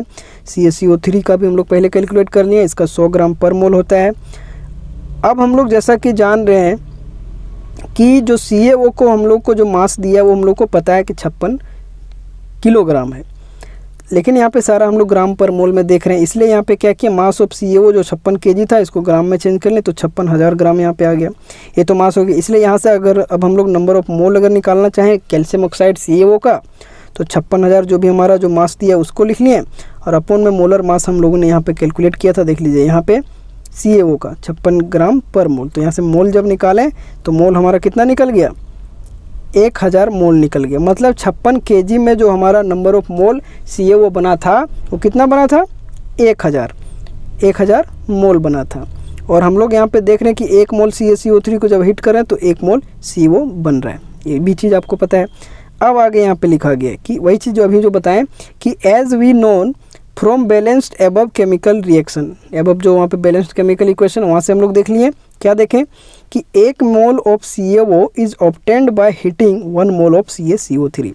जब हम लोग 1 मोल CaCO3 को जब हीट करते हैं तो उससे 1 मोल CaO बनता है, अभी मैंने डिस्कस किया।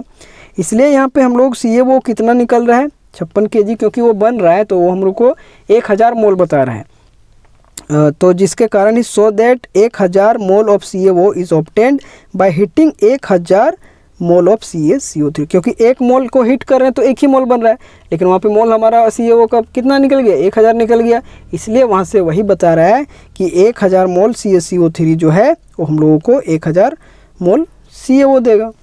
जाहिर सी बात है, क्योंकि इसका हम लोगों को CaO का पता चल गया मोल, और 1 मोल से 1 बना था, तो इधर से बात करें या उधर से बात करें, एक ही हम लोग बात करेंगे। तो वहाँ पे 1000 मोल CaCO3 हमारा कुछ इस तरीके से है। लेकिन अब हम लोग यहाँ पे हम लोगों को ये तो पता चल गया, मोल पता चल गया, लेकिन हम लोग को पूछा तो मोल नहीं है ना, कितना मास उसका है CaCO3 का वो पूछा था। इसलिए मास CaCO3 का जब निकालेंगे तो मास हमारा क्या हो जाता है, अभी हमने बताया था कुछ इस तरीके से, number of mole equal to होता है वेट अपॉन मोलर मास। अब हम लोग को W निकालना है तो नंबर ऑफ मोल और मोलर मास को क्या करेंगे, मल्टीप्लाई करेंगे।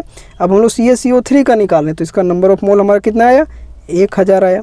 तो 1000 और गुना यहाँ पे मोलर मास हम लोग उसका कितना देखे थे, कुछ इस तरीके से देखे थे, 100 ग्राम पर मोल। तो जब इसको जब हम लोग कैलकुलेट करेंगे तो 10 का पावर 5 ग्राम में आ जाएगा, और इसको जब हम लोग केजी में करेंगे तो 100 kg आ जाएगा। कैसे आया, 10 का पावर 5 कहने का मतलब क्या है कि इस पर 5 जीरो कुछ इस तरीके से आएगा। इसको 100 से हम लोग क्या कर रहे हैं, डिवाइड कर दे रहे हैं, तो 0 से 0 कटेगा तो 10 का पावर मतलब 1000 कुछ इस तरीके, बेसिकली कुछ इस तरीके से आएगा। यहाँ पे देख लीजिए, इसको 110 टू द पावर 5 है, और इसको कितना से गुना कर रहे हैं, यहाँ पे बेसिकली केजी में हमको करना है, तो यहाँ पे क्या करेंगे, 100 1000 से डिवाइड कर देंगे तो इससे कटेगा तो ऊपर में हमारा 100 ही बचेगा। 1000 से हम लोगों को करना था, हम लोगों ने 100 से किया, ये थोड़ा मिस्टेक हुआ। तो 1000 से करना है क्योंककि 1 kg में कितना होता है, 1 kg में तो 1000 ग्राम होता है ना। तो अगर हम लोगों को ग्राम से हम लोगों को जाना है kg में तो उसको डिवाइड कर देंगे इतना 1000 से। तो 10 का पावर 5 था, इसको 1000 से करेंगे तो 100 kg आ जाएगा यहाँ पे, ठीक है। तो इस तरीके से मतलब 100 kg CaCO3 का ज़रूरत होगा हम लोगों को, तब जाके हम लोगों को कितना मिलेगा, 56 kg मिलेगा क्या, CaO। इस तरीके से आपको बनाना था। आई होप ये चीज़ आप लोगों को अच्छे तरीके से समझ में आ रहा होगा, ठीक है। चलिए अगले क्वेश्चन की तरफ यहाँ पे बढ़ते हैं। अगला क्वेश्चन देख सकते हैं कुछ इस तरीके से, क्वेश्चन नंबर 29। इसमें क्या पूछा गया है कि how many molecules are present in 1 gram of hydrogen. 1 gram of hydrogen में कितना जो है मॉलिक्यूल प्रेजेंट है, ये चीज़ पूछा है। क्वेश्चन तो बस तगड़े तगड़े आ रहे हैं, बस लैंग्वेज का ही फ़र्क है, बाकी इन सब क्वेश्चन में कुछ रखा ही नहीं है। ऑप्शन दिए गए हैं आपके पास, 1 ग्राम हाइड्रोजन में कितने अणु होते हैं मौजूद, ये चीज़ पूछा गया। तो लगभग बहुत सारे टाइप के हम लोग यहाँ पे क्वेश्चन को देख रहे हैं, तो इतना अगर जो कर लेगा वो वहाँ तो क्वेश्चन ईजी ही रहने वाला है, ठीक है। तो अच्छे तरीके से आप लोग प्रैक्टिस कीजिए इसको करने का। कितना मॉलिक्यूल बनेगा 1 ग्राम ऑफ हाइड्रोजन में, ये चीज़ पूछा है। तो हम लोग यहाँ पे लिख लिए, सॉल्यूशन देखते हैं। Since 1 mole of hydrogen contains, अब हम लोग जानते हैं कि 1 मोल हाइड्रोजन कंटेंस, वही सारा बात घूम फिर के आ रहा है। 1 मोल हाइड्रोजन कंटेन करता है 2 ग्राम हाइड्रोजन। हाइड्रोजन H2 के रूप में ही रहता है, स्टेबल तो यहीं पे है। हाइड्रोजन पूछे H2 गैस दे दे तब तो हम लोग वाह अच्छा वाला बात है कि हम लोग समझ सकते हैं, लेकिन ना भी दे तो यहाँ पे इस तरीके से हाइड्रोजन कंटेन हमारा जो है एग्जिस्ट तो इसी तरीके से करता है। तो यहाँ पे वही लिखे कि 1 mole of hydrogen contain 2 gram of hydrogen, ठीक है। यहाँ पे और भी इसमें लिख सकते हैं 2 ग्राम ऑफ हाइड्रोजन, और 1 मोल हाइड्रोजन को हम लोग लिख सकते हैं 6.022 × 10⁻23 मॉलिक्यूल ऑफ हाइड्रोजन, क्योंकि हाइड्रोजन H2 के रूप में है, ठीक है। तो इसका मतलब ये है, और इसमें जो है 2 ग्राम होता है, ये चीज़ हम लोगों को पता है इसका मास, ठीक है। अब यहाँ पे क्या पूछा है, इसलिए 1 ग्राम हाइड्रोजन कितना करता है, ये चीज़ पूछा है। मतलब 1 मोल हाइड्रोजन 2 ग्राम हाइड्रोजन को कंटेन करता है। इसमें 2 ग्राम वहाँ पे हम लोग मास उसका बोल सकते हैं, या फिर इतना मॉलिक्यूल में बोल सकते हैं उसका 2 ग्राम है। इसलिए 1 ग्राम हाइड्रोजन क्या कितना कंटेन करेगा उसका अगर बात करें तो 1 ग्राम के लिए बात किया जाए तो हमारा कितना हो जाएगा, इतना जो है उसको रखेंगे और अपॉन में 2 ग्राम यहाँ पे नीचे चला जाएगा। देखिए यहाँ पे थोड़ा सा सेंटेंस इधर उधर हुआ है, आप पहले इसको समझिए उसके बाद इसको समझिए, और इसके बराबर इतना है। मतलब 1 mole of hydrogen contain equal to इतना मॉलिक्यूल ऑफ हाइड्रोजन और बराबर इतना ग्राम। इसलिए अगर 1 ग्राम के लिए निकालेंगे तो कुछ इस तरीके से ये जो हमारा एवोगाड्रो नंबर है उसमें यहाँ पे 2 से डिवाइड कर देंगे, और ओवरऑल जब इसको हम लोग डिवाइड करेंगे तो हमारा आंसर कितना आ जाएगा, 3.011 × 10⁻23। मतलब इतना यहाँ पे जो है मॉलिक्यूल आपका जो है प्रेजेंट होगा किसमें, 1 ग्राम हाइड्रोजन में। तो इसलिए ऑप्शन आपका हो जाएगा, कौन सा सही हो जाएगा, option number B is the right answer for this question. Get it. चलिए अगले क्वेश्चन की तरफ बढ़ते हैं। तो नेक्स्ट क्वेश्चन यहाँ पे क्या पूछा गया है, नेक्स्ट क्वेश्चन आप लोग देखिए, ध्यान दीजिए। इसमें पूछा गया है 30 नंबर क्वेश्चन में कि the maximum volume at STP, maximum volume पूछा है STP पे इज ऑक्यूपाइड बाय, ठीक है। सबसे ज़्यादा मैक्सिमम वॉल्यूम STP पे कौन सा यहाँ पे इनमें से कंटेन करेगा, ये चीज़ पूछा गया है। तो सभी के लिए हम लोग एक एक करके कैलकुलेट करते हैं नंबर ऑफ मोल, तो वहीं से हम लोगों को अच्छे तरीके से निकालेंगे कि कितना यहाँ पे प्रेजेंट होगा। मतलब मैक्सिमम वॉल्यूम हम लोगों को निकालना है। तो फर्स्ट आपका दिया है 12.8 ग्राम SO2, अगला दिया है 6.02 × 10⁻22 molecule of CH4, 0.5 mole of NO2, 1 gram molecule of CO2, ये चीज़ बोला है। तो ए नंबर सबसे पहले देखते हैं, अगर वहाँ पे नंबर ऑफ मोल SO2 का निकालेंगे तो इसमें 12.8 ग्राम SO2 दिया है, 12.8 ग्राम है, तो वेट हमारा 12.8 और अपॉन मोलर मास इसका 64, मतलब यहाँ पे नंबर ऑफ मोल इसका 0.2 मोल निकला। इसलिए अगर वॉल्यूम ऑक्यूपाइड की बात करेंगे 0.2 मोल SO2 के द्वारा, तो वो कितना हो जाएगा 0.2 और इंटू में 22.4, क्योंकि STP का बात किया गया है, क्वेश्चन में ही STP का बात किया गया, तो STP में हमारा 22.4 लीटर होता है। तो 0.2 मोल और इंटू 22.4 लीटर अगर करेंगे तो इसका आ जा रहा है हमारा 4.48 लीटर, जो कि यहाँ पे ये चीज़ हम लोगों को ये चीज़ तो सबसे पहले आया, अभी मैं यहाँ पे नहीं देख रहा हूँ, 4.48 लीटर सबसे पहला निकला, ठीक है। ये तो ऑलरेडी मैंने पहले से लगा दिया, इसलिए यहाँ पे पता है कि ये नहीं होगा, लेकिन आगे और भी डिस्कस करते हैं। पहले सारा का वॉल्यूम हम लोग निकालेंगे, ठीक है। तो वॉल्यूम 1 का निकालें तो 4.48 लीटर आ गया। अगला अगर यहाँ पे बात किया जाए तो अगला अगर नंबर ऑफ मोल, अगला जो हमारे यहाँ पे CH4 है, देख लीजिए CH4 के इतने अणु, इतना मोलिक्यूल 6.02 × 10⁻22 अणु में क्या होगा। तो नंबर ऑफ मोल अगर बात किया जाए तो 6.02 × 10⁻, ये देखिए ये 22 जो है ना इसका पावर में थोड़ा मिसप्रिंट हुआ है, और यहाँ भी 6.02 जो एवोगाड्रो नंबर है 23 इसका पावर में जाएगा।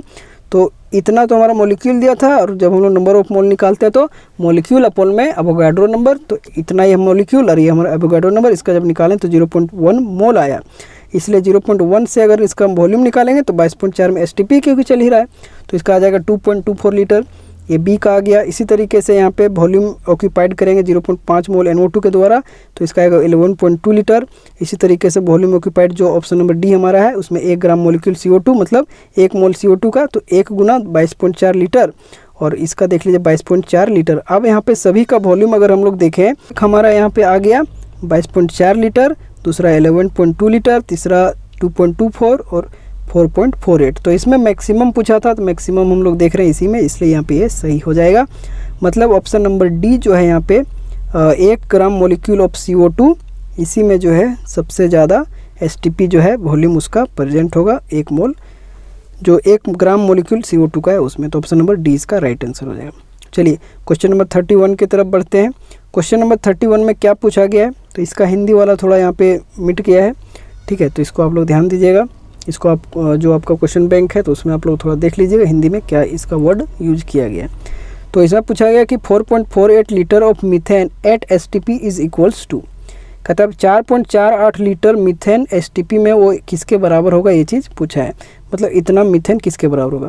1.2 × 10⁻22 molecule of methane, 0.5 mole of methane, 3.2 gram of methane, 0.1 mole methane. मतलब इनमें से आपको सबका वॉल्यूम निकाल के देखना पड़ेगा, तब पता चलेगा कि 4.4 लीटर हमारा किस में फिट बैठ रहा है। तो अगर यहाँ पे बात किया जाए नंबर ऑफ मोल ऑफ 44 यहाँ पे लिखा गया है, लेकिन ये 4.48 हो जाएगा, मिसप्रिंट है, ये पॉइंट यहाँ पे जाएगा, ठीक है। थोड़ा बहुत छोटा छोटा मिस्टेक हुआ है इसमें, तो इसको आप लोग थोड़ा इग्नोर कीजिएगा, मैं यहाँ पे डिस्कस कर दे रहा हूँ। ये आपका बेसिकली 44 पॉइंट नहीं बल्कि 4.48 है। यहाँ पे देखिए यहाँ पे लगाया है, लेकिन यहाँ पे थोड़ा मिसप्रिंट हुआ है। तो नंबर ऑफ मोल ऑफ 44.8 यहाँ पे ये नहीं होगा, 4.48 लीटर CH4 एट STP बराबर इतना हमारा जो वॉल्यूम है वो चीज़ यहाँ पे, और अपॉन में इसका होता है कितना 22.4 लीटर होता है। तो ओवरऑल यहाँ पे मोल निकालेंगे तो 0.2 मोल आएगा, किसके लिए, number of mole of 4.48 litre CH4 at STP के लिए 0.2 मोल आएगा। अब यहाँ पे बात किया जाए, इसलिए अगर वेट की बात हम लोग करेंगे तो number of mole upon molar mass, तो नंबर ऑफ मोल इतना 0.2 मोल आया, और मोलर मास जो CH4 का है वो 16 ग्राम होता पर मोल होता है। मोल से मोल हमारा कैंसिल, इसलिए यहाँ पे कितना आ जाएगा, 16 से 0.2 को वहाँ पे करेंगे तो 3.2 ग्राम ऑफ मीथेन। मतलब यहाँ पे 3.2 ग्राम ऑफ मीथेन हमारा निकल के आ रहा है। मतलब अगर सीधा सिंपल बात करें तो एक तो हम लोग यहाँ पे ये हम लोगों का लग रहा है। अब चलिए आगे देख लेते थोड़ा। अल्सो हम लोगों को नंबर ऑफ मोलिक्यूल CH4 का निकालना है, तो नंबर ऑफ मोल जो है मोल तो हम लोग बेसिकली नंबर ऑफ जो मास है, मास हम लोगों ने CH4 का यहाँ पे निकाला, 3.2 ग्राम मीथेन आया, ये चीज़ हम लोग देख सकते हैं। अब यहाँ पे नंबर ऑफ मोलिक्यूल क्यों निकाल रहे हैं इस तरीके से, क्योंकि एक तो मोल हमारे यहाँ पे दिया है, एक तो हमारा मोलिक्यूल भी पूछा है, ग्राम भी यहाँ पे वेट हम लोग देखें, मोल तो हम लोगों का यहाँ पे बेसिकली होगा नहीं, ठीक है। 0.5 मोल, क्योंकि 0.5 मोल यहाँ पे ये ऑप्शन दिया है, लेकिन हम लोगों को मोल आता है कितना है, CH4 का 0.2 आता है। अगर यहाँ पे ऑप्शन बी में 0.2 आता तो ये भी सही होता, लेकिन 0.5 होने के कारण ये तो सही नहीं होगा। यहाँ पे अगर ग्राम की बात किया जाए तो 3.2 ग्राम मीथेन, जो कि ये तो सही बात है। 0.1 मोल मीथेन तो ये भी नहीं होगा, क्योंकि आ रहा है 0.2, तो 0.1 वाला ख़त्म, 0.5 वाला ख़त्म। अब मोल वाला बात ख़त्म हो गया, ग्राम तो हम लोग देखें ये तो हो रहा है। अब मोलिक्यूल हम लोग चेक कर रहे हैं कि मोलिक्यूल जो है इतना molecule 4.48 litre of methane at STP में इतना मोलिक्यूल होता है कि नहीं, ये चीज़ चेक करते हैं। तो यही चीज़ है कि also number of molecules of CH4 निकालेंगे तो इसका नंबर ऑफ मोल जो भी है उसमें हम लोग कितना क्या कर रहे थे, एवोगाड्रो नंबर से क्या कर रहे थे, डिवाइड मतलब मल्टीप्लाई कर रहे थे, सॉरी। तो 0.2 मोल हमारा आ गया, 0.2 मोल, और एवोगाड्रो नंबर हमारा 6.022 इंटू 10 का पावर 23। ओवरऑल जब हम लोग इसको कैलकुलेट किए तो 1.204 इंटू 10 का पावर 21 आ रहा था। लेकिन यहाँ पे इस पे देखिए पावर में ही यहाँ पे गड़बड़ी हुई, इसके कारण ये भी नहीं होगा, मतलब ऑप्शन हमारा सी नंबर ही यहाँ पे सही होगा। क्योंकि 4.48 लीटर मीथेन जो वहाँ पे एसटीपी दिया उससे हम लोग बहुत सारा चीज़ निकालनी। एक तो मोल निकालें तो इसका CH4 का 0.2 आता है एसटीपी पर, इसका वेट देखें तो 3.2 ग्राम आ रहा था, इसका मोलिक्यूल देखें तो इतना मोलिक्यूल आ रहा था। तो इनमें से जो भी टर्म यहाँ पे हम लोगों को ऑप्शन में सही सही देखने को मिला वही हमारा सही हो जाएगा। तो 0.2 मोल तो हम लोग कहीं देखे ही नहीं, ख़त्म हो गया वहीं पे। 1.204 तो 1.2 तो था, लेकिन 10 का पावर ये 21 आता, लेकिन वो 22 दे दिया, तो ये भी हमारा कैंसिल हो गया। तो ओवरऑल एक ही यहाँ पे हम लोगों को मिला 3.2 ग्राम ऑफ मीथेन। तो जिस कारण से हम लोग का जो आंसर हुआ वो ऑप्शन नंबर सी यहाँ पे राइट आंसर हो गया। चलिए क्वेश्चन नंबर 32 की तरफ बढ़ते हैं। 32 क्वेश्चन नंबर में यहाँ पे क्या पूछा है कि which of the following has highest mass. फिर यहाँ वही बात है, हाईएस्ट मास इनमें से किस में है? 20 ग्राम सल्फर में, 4 मोल कार्बन डाइऑक्साइड में, 12 इंटू 10 का पावर 24 एटम ऑफ हाइड्रोजन में, या फिर 11.2 litre of helium at STP. किस में यहाँ पे जो है सबसे ज़्यादा मास होगा? वही हिंदी में भी लिखा गया है कि निम्नलिखित में से किसका द्रव्यमान सर्वाधिक है? 20 ग्राम sulphur, 4 mole carbon dioxide, hydrogen के इतने परमाणु, एसटीपी पर 11.2 लीटर हीलियम। तो सबसे पहले सभी में हमको चेक करना पड़ेगा किसमें मास, सबका मास निकालना पड़ेगा। 20 ग्राम सल्फर में 4 मोल इतना कार्बन डाइऑक्साइड, सबका निकालते हैं। तो एक तो हम लोग का ए नंबर तो 20 ग्राम सल्फर ये पहले ही दे दिया कि ये 20 ग्राम है। दूसरा है 4 मोल कार्बन डाइऑक्साइड, 4 मोल CO2 में, इसमें हम लोग वेट अगर निकालेंगे तो मोल इंटू क्या हो जाएगा, जो हमारा मोलर मास है, क्योंकि n बराबर फिर वही फॉर्मूला लग रहा है ना, n बराबर W/m। तो W निकालेंगे तो n इंटू एम, तो नंबर ऑफ मोल तो 4 मोल दिया ही है, तो 4 गुना 44 इसका हो जाता है CO2 का। CO2 का होता है कि नहीं, कुछ इस तरीके से 32 + 12 44, तो निकालेंगे तो इसका आ जाएगा 176 ग्राम। अगला अगर वेट हम लोग निकालेंगे हाइड्रोजन के इतना परमाणु के साथ, इतना मॉलिक्यूल ऑफ हाइड्रोजन के साथ, तो नंबर ऑफ मोल निकालेंगे। तो नंबर ऑफ मोल कैसे निकलता है? जो हमारा मॉलिक्यूल है, देखिए यहाँ पे थोड़ा मिसप्रिंट यहाँ भी हो चुका है। 12 इंटू 10 का पावर, यहाँ पे पावर में 24 आ जाएगा और यहाँ पे पावर में 23 आ जाएगा, ठीक है। तो यहाँ पे अगर एक पावर इसको इससे काटेंगे, ठीक है, तो 23 खत्म, ऊपर में पावर 1 तो रह ही जाएगा, मतलब 10 वहाँ पे रहेगा, तो 10 यही रहा है, और 12 और बटा इतना पॉइंट यहाँ पे जो रहेगा कुछ इस तरीके से। पॉइंट सारा चीज़ यहाँ पे जब कैलकुलेट कीजिएगा, ओवरऑल मैं बता देता हूँ, देख लीजिए। सबसे पहले क्या हम लोग को लिखना है, आपको थोड़ा सा दिखा देते हैं कि n बराबर हमारा क्या हो जाएगा कि 12 गुना 10 का पावर 24 और अपोन में 6.02 इंटू 10 का पावर 23, इससे ये कटेगा, ठीक है। अब ऊपर हमारा यहाँ पे चला जाएगा कितना, कुछ इस तरीके से पॉइंट हटाएंगे तो ऊपर 2 जीरो आ जाएगा, और एक यहाँ पे था, तो 12 गुना 10 का पावर यहाँ पे हमारा हो जाएगा 3। एक तो 10 यहाँ इसके कारण बचा, ये पॉइंट को हटाएं तो यहाँ पे 2 जीरो गया, 10 का पावर 3, 12 गुना 10 का पावर 3। तो यहाँ पे वही चीज़ है कि 12/602 हमारा रहेगा, क्योंकि पॉइंट हम लोग ने हटा दिया, तो यहाँ 10 का पावर में चल जाएगा 3। इसका जब हम लोग कैलकुलेट करेंगे तो इसका आता है 0.02, ठीक है। इसको जब आप कैलकुलेट कीजिएगा तो 0.02 आएगा, और इंटू 10 का पावर यहाँ पे हमारा 3 हो जाएगा। आप चाहें तो कुछ इस तरीके से इसको हटा के नीचे फिर 2 जीरो, वही सारा बात घूम फिर के आ रहा है। तो यहाँ पे ओवरऑल इसका करेंगे तो 20 यहाँ पे आ रहा है, ठीक है। देख लीजिए वही चीज़ है, 20 इसको अगर करते यहीं सॉल्व कर देते हैं तो 20 आ जाता है, और इंटू में अब हम लोग यहाँ पे वेट निकाल रहे हैं, तो 20 इंटू 2 इस तरीके से आप कीजिए, या फिर 20 गुना 2 कीजिए, तो 40 ग्राम ओवरऑल कहीं से भी कीजिए आप आएगा। तो पावर में बस याद रखिए यहाँ पे 24 है, यहाँ पे 23 है, आप इसको खुद से भी कैलकुलेट कर सकते हो। तो ये हमारा सी नंबर में आया 40 ग्राम, ठीक है। अब हम लोग डी नंबर देखते हैं। इसमें बोला है कि 11.2 लीटर हीलियम एसटीपी पर उसका यहाँ पे सबसे पहले मास निकालना है।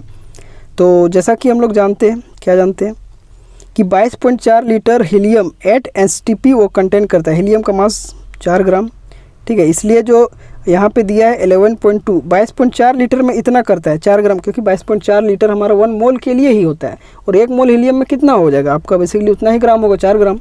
इसलिए 11.2 लीटर हीलियम का बात किया जाए तो वो हमारा कितना आ जाएगा, ये तो 4 पहले से था, और अपोन में चला जाएगा 22.4 ये वाला, और इंटू में हो जाएगा 11.2। बस यहाँ पे थोड़ा नियम है, जो एक नियम हिंदी में आप लोग पढ़े होंगे, मतलब उसको एलिगेशन मेथड में भी शायद बोलते हैं, तो वो चीज़ यहाँ पे उसके हिसाब से हम लोग यहाँ पे समझ रहे हैं। तो इसका यहाँ पे 2 ग्राम आया।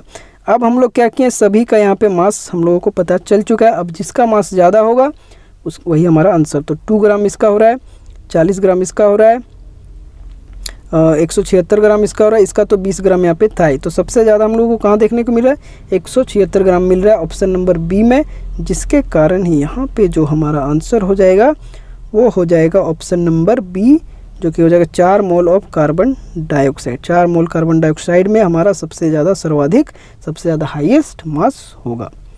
चलिए अब हम लोग क्वेश्चन नंबर 33 की तरफ बढ़ते हैं।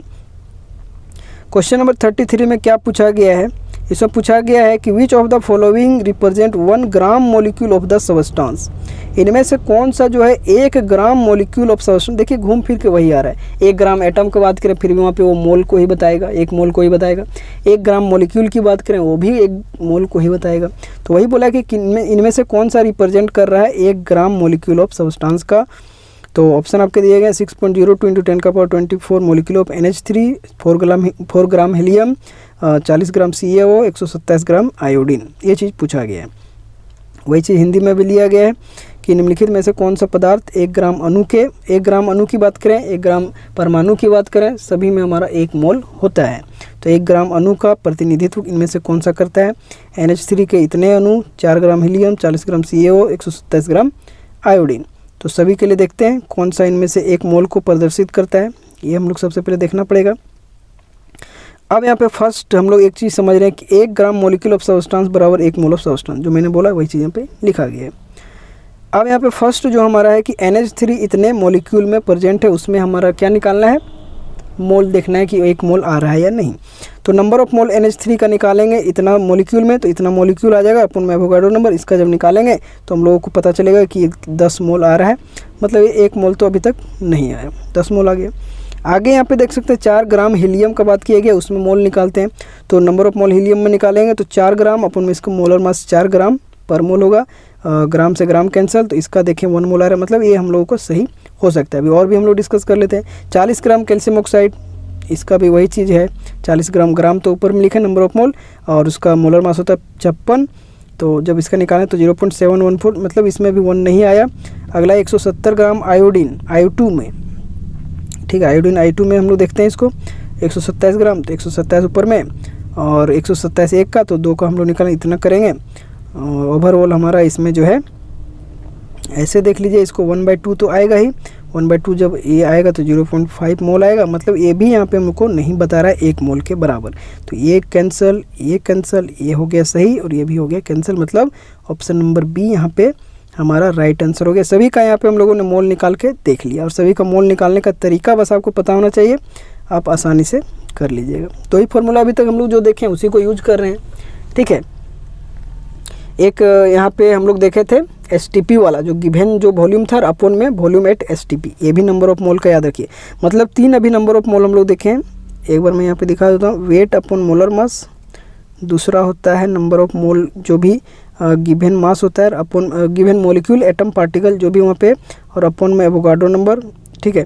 दूसरा ये पार्टिकल जब दिया रहे तब के हिसाब से देखना है, ये मास जब दिया रहे उस हिसाब से देखना है। एक नंबर ऑफ मोल हम लोगों ने देखा वॉल्यूम पर, तो गिवन वॉल्यूम जो भी दिया हुआ रहेगा क्वेश्चन में, और अपन में ये STP के लिए लागू हो रहा है, STP NTP के लिए, और अपन में जो वॉल्यूम एट STP होता है 1 मोल के लिए उसका। तो ये कुछ इस तरीके से 3 फार्मूला अभी तक हम लोगों ने नंबर ऑफ मोल का, यही सारा यहाँ पे ज़्यादातर यूज होगा। एक वर्ड का अगर बात किया जाए तो 1 ग्राम एटम का बात करें तो भी हम लोग 1 मोल का ही बात कर रहे हैं, और 1 ग्राम मॉलिक्यूल का बात करें तो भी हम लोग 1 मोल का ही बात करें। तो ये कुछ की पॉइंट्स है, इसको आप लोग थोड़ा दिमाग में रखिएगा। अब यहाँ पे क्वेश्चन नंबर 34 की तरफ बढ़ेंगे। क्वेश्चन नंबर 34 में क्या पूछा गया है, इसमें पूछा गया है कि 1 एटम ऑफ एन एलिमेंट, एक एलिमेंट के एक एटम का वेट जो है इतना दिया है। क्वेश्चन को ध्यान से देखिए, 1 एटम ऑफ एन एलिमेंट, किसी भी एक एलिमेंट के एक एटम का वेट जो है हमारा वेग कर रहा है, मतलब वजन उसका इतना है 1.8 × 10⁻22 ग्राम। तो इसका एटॉमिक मास पूछा है। बहुत ही इजी क्वेश्चन है, अच्छे तरीके से लैंग्वेज जो समझ जाएगा वो कर लेगा। ऑप्शन आपके दिए हैं, हिंदी में भी देख लीजिए। किसी तत्व के एक परमाणु का वजन इतना ग्राम है तो इसका परमाणु द्रव्यमान क्या होगा, ये चीज़ पूछा गया। चलिए यहाँ पे हम लोग इसको सॉल्व करते हैं। इसमें एक फॉर्मूला आपको याद रख लेना है सीधा सिंपल, फिर आपका इस टाइप का कोई भी क्वेश्चन आएगा जो भी यहाँ पे बदल देगा उससे आपको लेना देना नहीं है। आप सीधा सिंपल फार्मूला लगाओगे, आसानी से आप निकाल लोगे। तो एटॉमिक मास का फॉर्मूला एक होता है mass of one atom into Avogadro number. ठीक है, अगर एटॉमिक मास किसी भी एलिमेंट के एक एटम का जो भी उसका वेट दिया उसमें उसका एटॉमिक मास पूछे तो एटॉमिक मास बराबर यहाँ पे जो फॉर्मूला होता है सीधा सिंपल याद रखना, मास ऑफ वन एटम और इनटू एवोगाड्रो नंबर। तो मास ऑफ वन एटम हमारा यहाँ पे कितना दिया है 1.8 इंटू 10⁻22 ग्राम दिया है, इतना लिखेंगे। और अपन जो हमारा इंटू इसमें है 6.022 और इंटू 10⁻23 इसको गुना करेंगे। 10⁻22 है तो यहाँ पे एक तो हमारा कट जाएगा, मतलब एक बचेगा। ओवरऑल जब इसका निकालेंगे तो एटॉमिक मास हमारा आ जाएगा 108.36, जो कि हमारा ऑप्शन नंबर सी यहाँ पे कुछ इस तरीके से ऑप्शन नंबर सी। अगले क्वेश्चन की तरफ यहाँ पे बढ़ेंगे जो कि क्वेश्चन नंबर 35। ये भी चीज़ यहाँ पे मैंने डिस्कस किया था वेपर डेंसिटी के बारे में। कहता है if vapour density of gas A is x, कोई भी एक गैस ए है जिसका वेपर डेंसिटी हम लोगों को एक्स दिया है, then what is molecular mass of gas A. तो मोलिकुलर मास हम लोगों को ए का पूछा है कि क्या होगा। ऑप्शन आपके दिए गए कि यदि गैस ए का वाष्प घनत्व, वेपर डेंसिटी का हिंदी हो गया एक्स है, तो गैस ए का आणविक द्रव्यमान क्या होगा, ये चीज़ पूछा गया है। तो हम लोग जानते हैं कि मोलिकुलर मास बराबर होता है 2 इंटू वेपर डेंसिटी, या फिर वेपर डेंसिटी बराबर होता है मोलिकुलर मास अपॉन में 2 होता है। तो यहाँ पे वेपर डेंसिटी हम लोगों को गैस ए के लिए बोला है तो 2 गुना हो जाएगा, इसका मोलिकुलर मास निकालना है तो 2 गुना वेपर डेंसिटी। 2 गुना वेपर डेंसिटी यहाँ पे हम लोग मोलिक्यूल जो गैस ए है उसका हम लोग क्या माने, एम एक्स माने, तो 2 इंटू एक्स, मतलब ये सिंपल सा था 2x यहाँ पे इसका राइट आंसर हो जाएगा। मतलब ऑप्शन नंबर जो है यहाँ पे बी नंबर राइट आंसर हो जाएगा 2x। चलिए अब क्वेश्चन नंबर 36 की तरफ बढ़ते हैं। यहाँ भी क्या पूछा गया है कि if molecular mass of hydrocarbon is 26, कोई एक हाइड्रोकार्बन है जिसका मोलिकुलर मास 26 दिया है, and it's empirical formula is CH, उसका एम्पिरिकल फार्मूला हम लोग निकाला CH, then it's molecular formula will be. तो एम्पिरिकल फार्मूला मोलिकुलर फार्मूला में हम लोग रिलेशन भी देखे थे, तो वही बोला है कि मोलिकुलर मास हाइड्रोकार्बन का इतना दिया है, एम्पिरिकल फार्मूला भी दिया है, तो मोलिकुलर फार्मूला हम लोगों को निकालना है। तो इनमें से कौन सा होगा ये चीज़ पूछा गया है। यहाँ बोला कि यदि हाइड्रोकार्बन का आणविक द्रव्यमान इतना है तो अनुभवजन्य सूत्र वही है कुछ इस तरीके से, और इतना है एम्पिरिकल फार्मूला, तो इसका आणविक सूत्र क्या होगा। चलिए इसको कैलकुलेट करते हैं। तो जैसा कि हम लोग को पता है कि मोलिकुलर फार्मूला बराबर होता है एम्पिरिकल फार्मूला इंटू एन, ये एक फार्मूला होता है, और एन निकालने के लिए भी फार्मूला आता है N into molecular mass upon empirical formula mass. तो हम लोग को निकालना है मोलिकुलर फार्मूला, तो उसके लिए हम लोगों को क्या क्या ज़रूरत होता है, एम्पिरिकल फार्मूला का ज़रूरत होता है और एन का ज़रूरत होता है। तो एन के लिए भी हम लोग फार्मूला ये चीज़ देखें तो सबसे पहले हम लोग एन निकालेंगे। एन कैसे निकलेगा, मोलिकुलर मास को एम्पिरिकल फार्मूला मास से जब डिवाइड करेंगे तो एन बराबर निकालेंगे। मोलिकुलर मास हमारा कितना दिया है 26 दिया हुआ है, और इसका जो एम्पिरिकल फार्मूला मास जो CH का मास, ये तो हम लोग को मोलिकुलर मास दिया है, एम्पिरिकल फार्मूला CH है, इसका अगर मास हम लोग यहाँ पर निकालेंगे तो 12 कार्बन के लिए, 1 हाइड्रोजन के लिए, तो ओवरऑल निकालेंगे तो 13 और 26/13, मतलब इसका एन का वैल्यू 2 आ जाएगा। अब हम लोग आसानी से मोलिकुलर फार्मूला को निकाल सकते हैं। एम्पिरिकल फार्मूला जो दिया है CH दिया है, तो मोलिकुलर फार्मूला बराबर क्या लिखें CH, और इंटू में एन का वैल्यू हमारा कितना आ गया 2 आ गया, 2 से मल्टीप्लाई किए तो C2H2 इसका जो है राइट आंसर हो जाएगा। तो C2H2 हमारा कौन कौन से ऑप्शन में है, जाहिर सी बात है एक ही ऑप्शन में रहेगा, तो ऑप्शन नंबर सी जो है इसका राइट आंसर यहाँ पे हो जाएगा। ठीक है, चलिए क्वेश्चन नंबर 37 की तरफ बढ़ते हैं। देख लीजिए यहाँ पे फिर से वही पूछ दिया गया है, उसी टाइप का है कि symbol of prefix yocto used in the SI system is. Yocto जो यहाँ पे SI सिस्टम में यूज होता है, इसके बारे में शायद पिछले जो वहाँ पे हम लोग देखे थे लिस्ट, उसमें मे भी ये ना हो, इसको देख सकते हैं, लेकिन इसको यहाँ पे अलग से मैंने बताया है। तो इनमें से कौन सा यहाँ पे जो होगा सिंबल प्रीफिक्स योक्टो का, उसका यहाँ पे बात किया गया है। SI पद्धति में प्रयुक्त पूर्वलग्न योक्टो का संकेत इनमें से कौन सा है, ये चीज़ यहाँ पे पूछा गया। तो इसका जो यहाँ पे क्या हो जाएगा संकेत, तो योक्टो जो है Y यहाँ पे इसका संकेत होता है, मतलब ऑप्शन नंबर सी इसका जो है राइट आंसर होगा। इसका पावर का बात अगर कभी पूछ दे तो 10⁻24 योक्टो 24 योक्टो के लिए यहाँ पे उसका पावर होता है। ये चीज़ था, इजी क्वेश्चन है, इसमें ज़्यादा दिमाग नहीं लगाना था। अब चलिए क्वेश्चन नंबर 38 की तरफ बढ़ते हैं। तो क्वेश्चन नंबर 38 में क्या पूछा है, तो इसमें पूछा molecular mass of CO2, atomic mass सभी का कर देंगे, उसका सम जोड़ देंगे, कार्बन का 12 हो जाएगा, ऑक्सीजन का 16 दूनी 32। तो अभी हम लोग इसका यूज भी किए पीछे, तो 44 यूनिफाइड, बस यू लगाने नहीं भूलना है। तो जिसके कारण यहाँ पे देख लीजिए वही हम लोगों ने यहाँ पे बताया है 44 यू, मतलब ऑप्शन नंबर ये इसका जो है राइट आंसर हमारा हो गया दोस्तों। ठीक है, चलिए अब क्वेश्चन नंबर 39 की तरफ बढ़ते हैं। ये भी बहुत ही इजी क्वेश्चन है, ये तो आपको पता ही होगा। 1 मोल में कितना होता है यही पूछ दिया गया है। 1 मोल ऑफ कैल्शियम कंटेन, तो 1 मोल ऑफ कुछ भी वहाँ पे दिया जाए मतलब उसके बराबर 6.022 × 10⁻23 पार्टिकल्स होता है, तो होता है, बस ये इतना हम लोग को पता होना चाहिए कि 1 मोल में उतना होता है। कैल्शियम पूछे, हाइड्रोजन पूछे, कुछ भी पूछे, हम लोग का होता है, कितना होता है 6.022 × 10⁻23। तो ऑप्शन यहाँ पे देख लीजिए, एक चीज़ यहाँ पे गलती हुआ है कि बी में भी है, सी में भी है, तो इनमें से एक हम लोग बी को हटा देते हैं, ऑप्शन नंबर सी को मान लेते हैं सही। आपको बी मानना है तो बी को मानिए, सी को हटा दीजिए, मैं यहाँ पे सी को मान रहा हूँ। ठीक है, चलिए तो यहाँ पे ऑप्शन नंबर सी वही चीज़ लिख दिए हैं कि 1 मोल ऑफ कैल्शियम कंटेन इतना particles. Option number C right answer, आपके लिए बी राइट आंसर। ठीक है, चलिए अगला क्वेश्चन की तरफ बढ़ते हैं, क्वेश्चन नंबर 40 की तरफ। अब हम लोग बहुत ही नज़दीक आने वाले हैं, तो 40 क्वेश्चन भाई साहब हम लोग सॉल्व करने जा रहे हैं, 40वां नंबर क्वेश्चन। चलिए यहाँ पे बोला है कि the molecular mass of CH4 का मोलिकुलर मास, फिर वही है एटॉमिक मास का सम, कार्बन 12, हाइड्रोजन का 1 होता है 4, तो 12 4 16, मतलब 16 यू यहाँ पे आंसर हो जाएगा। आणविक द्रव्यमान निकालना है तो परमाणु द्रव्यमान का जोड़ वहाँ पे सबको कर देना है। ए नंबर आंसर, ए नंबर आंसर किस तरीके से निकालें, यहाँ पे आप लोग देख लीजिए। मोलिकुलर मास CH4 का 12 इतना, मतलब 16 यूनिफाइड यहाँ पे हो गया। चलिए 41 नंबर क्वेश्चन की तरफ बढ़ते हैं। वही डेफिनेशन देख लीजिए, मोलरिटी, मोलेलिटी, मोल फ्रैक्शन, मैंने पहले ही कहा है, यहाँ से भी क्वेश्चन पूछता है, इसको ध्यान दीजिए। तो the ratio of number of mole of solute to the total number of mole of solution, एक सॉल्यूट का जो नंबर ऑफ मोल है ओपन में टोटल जो सॉल्यूशन का नंबर ऑफ मोल है उसको हम लोग क्या कहते हैं, तो जाहिर सी बात है इसको आप लोग याद ही होगा, मोल अंश इसको कहते हैं, मोल फ्रैक्शन कहते हैं। मतलब वही हिंदी में विलय के मोलों की संख्या और विलयन में मौजूद मोलों की कुल संख्या का अनुपात क्या कहलाता है, मोल अंश कहलाता है। वही चीज़ हमारा हो जाएगा मोल फ्रैक्शन। ठीक है, डायरेक्ट यहाँ क्वेश्चन है, मोल फ्रैक्शन यहाँ पे इसका आंसर हो जाएगा, जिसको एक्स से हम लोग यहाँ पे डिनोट करते हैं, मोल अंश। ठीक है, मोल अंश इसको एक्स से डिनोट करते हैं, यहाँ पे याद रखिएगा। चलिए क्वेश्चन नंबर 42 42 नंबर क्वेश्चन की तरफ अब हम लोग बढ़ने जा रहे हैं, तो दिल थाम के बैठ जाइए, अच्छे तरीके से इसको समझते हैं हम लोग। क्या पूछा गया कि the amount of CO2 that could be produced, amount of CO2 कितना बनेगा when 1 mole of carbon is burned in air, जब 1 मोल कार्बन को हम लोग हवा में जलाएंगे तो कितना अमाउंट ऑफ CO2 बनेगा दोस्तों, ये चीज़ यहाँ पे पूछा गया है। तो इसको हम लोग देखते हैं कैसे क्या होगा कि 1 मोल कार्बन के हवा में दहन से उत्पन्न इतना गैस की मात्रा क्या होगी, ये चीज़ पूछा गया है। चलिए तो सबसे पहले इक्वेशन लिखते हैं, CO2 हमारा कब बनेगा, जब 1 मोल C कार्बन इसको O2 के साथ रिएक्शन करेंगे तो C + O2 CO2 बन गया।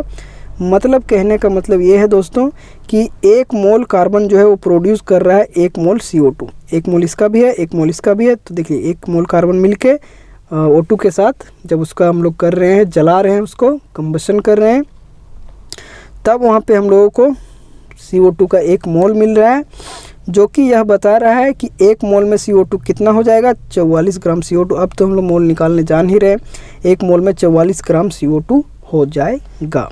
कैसे निकला, वेट CO2, वही अभी हम लोग जो पीछे पढ़े थे, वेट CO2 का निकाल रहे हैं। वेट बराबर क्या होता है, number of mole into molar mass, N कितना 1 मोल के लिए निकाल रहे हैं तो 1 गुना मोलर मास कितना हो जाएगा CO2 का, 44। तो 44 यहाँ पे ग्राम कुछ इस तरीके से आ जाएगा। मतलब जो अमाउंट CO2 का है वो 44 ग्राम हम लोग जलाएंगे, बोल सकते हैं इस तरीके से कि 1 मोल कार्बन के जो दहन से हम लोगों को 44 ग्राम CO2 गैस का मात्रा मिलेगा। वही चीज़ है दोस्तों, तो इसका हो जाएगा ऑप्शन नंबर सी दोस्तों। ठीक है, चलिए अब यहाँ पे अगले क्वेश्चन की तरफ बढ़ते हैं। अगला क्वेश्चन क्या है, बहुत ही सिंपल सा क्वेश्चन है दोस्तों कि the SI unit of temperature is, temperature का SI यूनिट पूछा है, केल्विन, सेल्सियस, सेंटीग्रेड, फ़ारेनहाइट। तो SI यूनिट हम लोग देखे थे, सिस्टम ऑफ इंटरनेशनल यूनिट देखे थे हम लोग। क्या होता है टेम्परेचर के लिए, केल्विन होता है दोस्तों। तो ऑप्शन नंबर यहाँ पे ए हो जाएगा इसका राइट आंसर, केल्विन। ठीक है, चलिए 44 नंबर क्वेश्चन की तरफ बढ़ते हैं। 44 नंबर क्वेश्चन में क्या पूछा गया है, कुछ इस तरीके से पूछा गया है कि 60 gram of an organic compound on analysis, 60 ग्राम का कोई ऑर्गेनिक कंपाउंड है, जब उसका एनालिसिस किए हम लोग तो उसमें पाया गया is found to have, carbon 24 gram पाया गया, हाइड्रोजन 4 ग्राम पाया गया, ऑक्सीजन 32 ग्राम पाया गया। कहता था empirical formula of compound is, तो कंपाउंड का इम्पीरिकल फार्मूला क्या होगा दोस्तों, ये चीज़ पूछा गया है। वही चीज़ देख लीजिए, 60 ग्राम कार्बनिक यौगिक के विश्लेषण में इतना ग्राम पाया गया, इतना कार्बन हाइड्रोजन ऑक्सीजन का बात कर रहे हैं। इस यौगिक का मूल आनुपातिक सूत्र जो भी हिंदी में है आप देख सकते हैं, उसका बोला गया है। तो सबसे पहले हम लोग देखते हैं इस टाइप का अगर क्वेश्चन रहे तो उसको हम लोग कैसे अप्रोच करेंगे। देखिए यहाँ पे सारा अप्रोच है। तो सबसे पहला तो हम लोग को 60 ग्राम दिया, तो टोटल मास ऑफ कंपाउंड का सबसे पहले एक जगह आपको लिख लेना है, 60 ग्राम यहाँ पे दिया है। अब यहाँ पे क्या क्या दिया है कि कार्बन का इतना मास दिया है, हाइड्रोजन का दिया है, ऑक्सीजन का दिया है। तो यहाँ से हम लोग उसका मास परसेंटेज को निकालेंगे दोस्तों। तो इसका मास दिया है 24, तो परसेंट ऑफ कार्बन निकालेंगे, तो वही अभी ऊपर फॉर्मूला देखे थे, जिसका मास है वो चीज़ लिखेंगे और अपन में टोटल जो वहाँ पे उसका दिया है मास कंपाउंड का। तो यहाँ पे हम लोग परसेंटेज कार्बन का निकालेंगे, तो 24 बटा पूरा टोटल 60 है, तो निकालेंगे, गुना कर देंगे 100 से, 40% आ जाएगा। इसी तरीके से हाइड्रोजन ऑक्सीजन का निकालेंगे, तो हाइड्रोजन का आएगा 6.67, ऑक्सीजन का इतना आएगा 53.33। कहाँ से आ रहा है, दिया है कार्बन का 24, यहाँ पे देखिए हाइड्रोजन का 24, 4, 32, टोटल हमारा 60 है। इससे डिवाइड करके गुना कर रहे किससे, 100 से, जो भी परसेंट आ रहा है ये निकला। अभी हम लोगों को निकला परसेंटेज कितना वहाँ पे कौन सा जो है उसका एलिमेंट वहाँ पे मतलब कंटेन कर रहा है बोल सकते हैं। अब यहाँ पे क्या करेंगे कि ratio of carbon in compound निकालेंगे। पहला चीज़ है जो मास दिया है उसको देखेंगे, फिर परसेंटेज निकालना है, फिर रेशियो सबका निकालना है। ये सब सारा चीज़ आपको रफ में करना है दोस्तों। तो कुछ इस तरीके से रेशियो ऑफ कार्बन कंपाउंड में कुछ इस तरीके से आएगा। तो इसका आ जाएगा 40/12। ये चीज़ आप समझ रहे होंगे किस तरीके से आ रहा है। रेशियो ऑफ कार्बन का निकाला जाए तो परसेंटेज यहाँ पे कार्बन का जितना है 40 और अपॉन में उसका जो भी मास है उससे हम लोग क्या करेंगे, डिवाइड करेंगे, ये ध्यान रखिएगा। तो 40/12, आगे 3.33, हाइड्रोजन का भी निकालें तो इसका आगे 6.67, रेशियो अगर ऑक्सीजन का देखें तो इसका 3.33 इसका आया। अब यहाँ पे एक चीज़ करना है, जब आप सिंपलेस्ट होल नंबर रेशियो में इसको निकालेंगे तो जो भी सबसे छोटा वाला होगा उसी से आपको डिवाइड करना है दोस्तों, क्योंकि यहाँ पे 3.33 दो जगह है, तो इसको ये तो छोटा है ही, तो इसको चाहे इसको किसी को भी यूज़ कर सकते थे। लेकिन अगर यहाँ पे तीनों डिफरेंट रहता तो जो भी छोटा वाला रहता दोस्तों उससे हम लोग यहाँ पे निकालते, ठीक है, मतलब उससे डिवाइड कर देते बेसिकली। तो कुछ इस तरीके से सिंपलेस्ट रेशियो कार्बन का निकालें, हाइड्रोजन का निकालें, ऑक्सीजन का निकालें। तो कार्बन का हम लोगों को कितना आया था, बेसिकली यहाँ पे देख सकते हैं 3.33 आया था, और इसको डिवाइड भी इसी से करेंगे तो इसका आ जाएगा 1। हाइड्रोजन का आया था 6.67, यहाँ पे देख सकते हैं, इसको 3.33 से डिवाइड करेंगे तो 2 आ जाएगा। और इसका ऑक्सीजन का 3.33 आया था, फिर उसको डिवाइड भी उसी से कर रहे हैं तो इसका 1 हो जाएगा। मतलब ओवरऑल जब अब इसका हम लोग निकालेंगे तो एम्पिरिकल फार्मूला जो हो जाएगा ना दोस्तों, वो देख लीजिए यहाँ पे CH2O यहाँ पे हो जाएगा, ठीक है। तो CH2O कहाँ पर है, तो बेसिकली एक ही होना चाहिए, लेकिन इन्होंने तो यहाँ भी दे दिया, यहाँ भी दे दिया। तो फिर से भाई लोग यहाँ पे जो आंसर आपका हो जाएगा वो मेरा तो यहाँ पे मैं A मान रहा हूँ, आप चाहे तो D मान लीजिए, A और D दोनों सही हो जाएगा। तो बेसिकली ऐसा होना नहीं चाहिए, एक को हम लोग गलत मानेंगे, तो मैं यहाँ पे एक को सही मानूंगा, आप D को मान सकते हैं, कोई दिक्कत वाली बात नहीं है, एक को गलत मान लीजिएगा आप। चलिए अब यहाँ पे 45 नंबर क्वेश्चन की तरफ यहाँ पे हम लोग बढ़ते हैं, जो कि कुछ इस तरीके से आपके स्क्रीन पर आ चुका है। कहता है कि what will be the molarity, underline कीजिए इसको, कि what will be the molarity क्या होगा of an aqueous solution that contain इतना 5.85 ग्राम ऑफ NaCl पर 500 ml। मतलब 5.85 ग्राम NaCl जो 500 ml में प्रेजेंट है, उसके लिए हम लोग को मोलरिटी निकालना है। वही है कि उस जलीय विलयन की मोलरता क्या होगी जिसमें प्रति 500 ml में 5.85 ग्राम NaCl उपस्थित होगा, उसके लिए यहाँ पे मोलरता हम लोग को निकालना है। मोलरिटी तो फॉर्मूला लगाएंगे यहाँ पे, मोलरिटी जिसको कैपिटल M से डिनोट करते हैं। क्या होता है इसका formula, number of mole of solute upon में वॉल्यूम जो है सॉल्यूशन का, ठीक है। तो नंबर ऑफ मोल निकालने के लिए भी हम लोग को वेट अपन मोलर मास का ज़रूरत होगा, और वेट हम लोग को दिया है, कितना दिया है 5.85, तो ऊपर में लिखेंगे 5.85 और यहाँ पे जैसा कि मोलर मास किसका निकला NaCl का, तो NaCl का 23 प्लस 35.5 जब ओवरऑल आप उसका निकालिएगा तो आ जाएगा नंबर ऑफ मोल आपका 0.1 आ जाएगा। और वॉल्यूम जैसा कि लीटर में होता है लेकिन यहाँ पे ml में है तो इसको चेंज किए तो 0.5 लीटर आ गया, तो 0.1 और अपन में 0.5, अगर 1/5 है तो इसका आंसर कुछ इस तरीके से हमारा आ जाएगा, क्या आ जाएगा 0.2 मोल पर लीटर, क्योंकि मोल पर लीटर जो होता है वो मोलरता का यूनिट होता है, मोलरिटी का यूनिट होता है, 1 लीटर में जितना वहाँ पे प्रेजेंट होगा। तो इसलिए यहाँ पे आंसर की बात करेंगे दोस्तों तो वो हमारा हो जाएगा ऑप्शन नंबर सी। यहाँ पे एक ही है, आपका जो सही है वही मेरा भी है। चलिए अगले क्वेश्चन की तरफ बढ़ते हैं, क्वेश्चन नंबर 46 की तरफ बढ़ते हैं। 46 में क्या पूछा गया, बस थोड़ा सा के लिए अब देख लीजिए, बस थोड़ा सा बचा हुआ है, थोड़ा पेशेंस रखिए, यहाँ तक आए हैं तो इसको अंत तक देखिए और ज़्यादा से ज़्यादा बस शेयर कीजिए, मोटिवेट कीजिए हमें भी, ताकि इसी तरीके के और भी जितने भी आपके ऑब्जेक्टिव्स हैं उसको अच्छे तरीके से आपके बीच समक्ष लेकर आएँ, ठीक है। तो उसके लिए क्या करना है, ज़्यादा से ज़्यादा इसको शेयर करना है अपने दोस्तों के साथ और चैनल को कर लेना है सब्सक्राइब। मुझे भी मोटिवेट आप लोग कर दीजिए ताकि और भी अच्छे तरीके से इसी तरीके का कंटेंट जोश भरा आप लोगों के लिए लेकर आ जाए, ठीक है।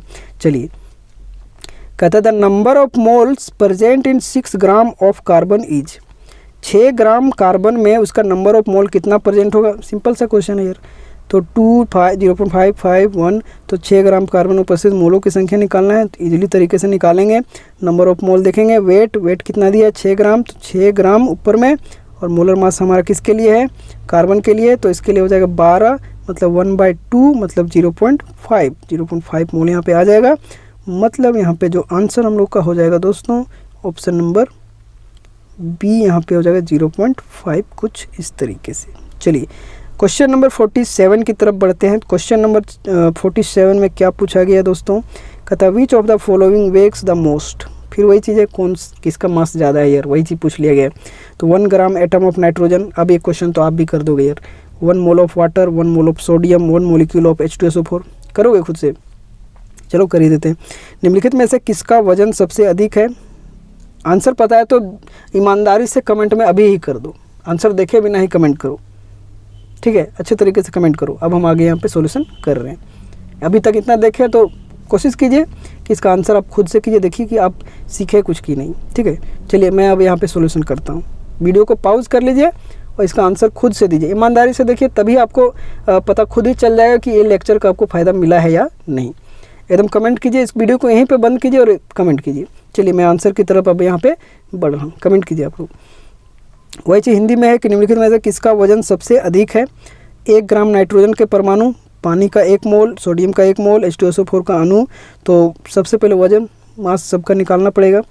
तो जैसा कि देख सकते हैं दोस्तों, फर्स्ट तो 1 ग्राम नाइट्रोजन परमाणु, तो 1 gram atom of nitrogen contain, वही 1 मोल में जितना नाइट्रोजन प्रेजेंट होगा, तो N2 कितना होगा, नाइट्रोजन यहाँ पे एटम का बात किया गया, N2 का बात नहीं, नाइट्रोजन एटम, तो नाइट्रोजन 14 ग्राम, मतलब ये 14 हो जाएगा। अगला यहाँ पे है पानी का 1 मोल, तो 1 मोल H2O कितना करता है, ये भी 18 ग्राम पता ही है। सोडियम का 1 मोल, ये भी यहाँ पे एटम है तो 23 ग्राम, जाहिर सी बात है जो भी उसका एटॉमिक मास है वही हो जाएगा। तो एक तो देखें 14 ग्राम इसका आया नाइट्रोजन वाला, बी ऑप्शन में जो पानी है इसका 18 ग्राम, सी में सोडियम 23 ग्राम, एक हम लोगों का H2SO4 का अणु वाला। तो अणु से हम लोग कैसे निकालते हैं, तो अणु से कैसे निकालते हैं भाई, इस चीज़ को देखिए कि mass of 1 molecule of H2SO4, तो मोलिक्यूल के लिए होता है कि mass of 1 mole of H2SO4, जितना भी 1 मोल में उसका जो मास है, तो 1 मोल में H2SO4 का मास सबसे पहले निकालना पड़ेगा। 1 मोल में तो आप आसानी से निकाल सकते हो उसको, ठीक है। और यहाँ पे देख सकते हैं इसका जब हम लोग निकालेंगे तो 98 AMU, आप उस पर ध्यान भी मत दीजिए। और नीचे आपका जो एवोगाड्रो नंबर होता है उससे हम लोग क्या किए, डिवाइड कर दिए। जब भी आपको किसी भी एक मॉलिक्यूल का, किसी भी कंपाउंड के 1 मॉलिक्यूल का निकालने बोले तो उसके 1 मोल में जितना मास होगा उसको निकाल लीजिए। 1 मोल में यार इसको तो आप आसानी से निकाल सकते हो, मास ऑफ 1 मोल के लिए अगर बोले तो मास के लिए हमको निकालना है तो N इंटू W होता, सॉरी हम लोग को W निकालना है तो W equal to N into M होता है। तो नंबर ऑफ मोल 1 के लिए निकाल रहे हैं, इसका आप निकालिए मोलर मास। तो सबसे पहले इसका मोलर मास हम लोग देखेंगे तो H2SO4 कैसे निकलेगा, क्योंकि हम लोग निकाल रहे हैं क्या, W निकाल रहे हैं, इसका होता है N इंटू M। तो नंबर ऑफ मोल तो 1 दिया है into molar mass. Molar mass कैसे निकलेगा, हाइड्रोजन 2 मतलब 1 गुना 2 और प्लस में सल्फर का 16 दूनी 32 हो जाता है, और प्लस में ऑक्सीजन का 16 और गुना 4, 16 चौक 64, मतलब 2 + 32 + 64, 4 2 6, 6 2 8, 6 3 9, मतलब 98 यहाँ पे कुछ इस तरीके से मोलर मास आपका आ गया। कुछ इस तरीके से, और अपन में एवोगाड्रो नंबर कर देना, यहाँ पे इतना किए, मतलब इसका जब हम लोग कैलकुलेट किए तो 1.6 × 10⁻22 ग्राम यहाँ पे हम लोगों का आ गया। ये चीज़ आपको पता है। अब यहाँ पे वही चीज़ है, सबका देख लीजिए मास आ ही गया है। इसका 1.6 इंटू मतलब 1.6 मानते हैं, 10⁻22 ग्राम आ रहा है। इसका सीधा सिंपल देखें तो ये पूरा का पूरा 23 ग्राम, ये 18 ग्राम हमारा यहाँ पे आया 14 ग्राम, 18 ग्राम, 23 ग्राम, 14 ग्राम, और एक तो हमारा बेसिकली देख लीजिए 1.6 आया। तो मैक्सिमम पूछा है तो मैक्सिमम हमारा किस में आ रहा है, तो 23 ग्राम, जो कि ऑप्शन नंबर सी में ही आ रहा है, जिसके कारण ही यहाँ पे जो आंसर हम लोगों का हो जाएगा वो ऑप्शन नंबर सी हो जाएगा, जो कि आप लोगों ने बहुत ही ईजिली तरीके से सी ही हो जाएगा, हाँ सी नंबर, जो कि आप लोगों का भी सही हो चुका है ईजिली तरीके से। आई होप सभी का सही होगा। अब इतना एक ही चीज़ देख रहे हैं यार, तो आराम से आप लोग सही कर लिए होंगे। ठीक है, तो ऑप्शन नंबर सी यहाँ पे राइट आंसर हो गया। चलिए अब क्वेश्चन नंबर हम लोग बढ़ते हैं क्वेश्चन नंबर 48 की तरफ। क्वेश्चन नंबर 48 में क्या पूछा गया है, कहता है what will be the molality, कितना molality of the solution containing, कितना मोलेलिटी बेसिकली होगा जो सॉल्यूशन कंटेन करता है 18.25 ग्राम HCl गैस, कितना में, 500 ग्राम वाटर में। तो इसमें कितना वहाँ पे उसका मोलेलिटी होगा, ये चीज़ पूछा है। 500 ग्राम पानी में इतना ग्राम HCl गैस वाले घोल की मोललता क्या होगी, ये चीज़ यहाँ पे पूछा गया दोस्तों। तो इसको हम लोग मोलेलिटी बराबर हम लोग जानते हैं नंबर ऑफ मोल जो सोल्यूट का होता है अपन में, जो उसका सॉल्वेंट का केजी में होता है, उसको हम लोग देखते हैं। तो सॉल्वेंट हमारा यहाँ पे HCl गैस बेसिकली है, तो इसका यहाँ पे दिया है कितना, 5, सॉरी सॉल्वेंट तो यहाँ पे वाटर होगा ना, ये तो हमारा बेसिकली आपका हो जाएगा सोल्यूट। ठीक है, तो सोल्यूट का यहाँ पे जो भी बेसिकली दिया है, तो उससे हम लोग क्या करेंगे कि सबसे पहले नंबर ऑफ़ मोल निकालेंगे।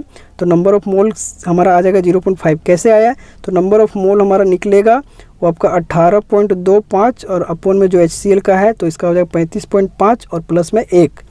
ठीक है, इसका आ जाएगा 35.5 और अपन में 1.0 मतलब 5, 5 1 6 मतलब 36.5 के आसपास यहाँ पे आएगा।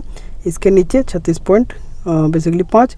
इसका जब निकालेंगे तो नंबर ऑफ़ मोल हमारा आ जाएगा इतना, और 500 ग्राम यहाँ पे बोला है, लेकिन हम लोगों को सॉल्वेंट हमारा केजी में होता है, तो 500 को नीचे रखेंगे और ऊपर हम लोग 1000 ले जाएंगे।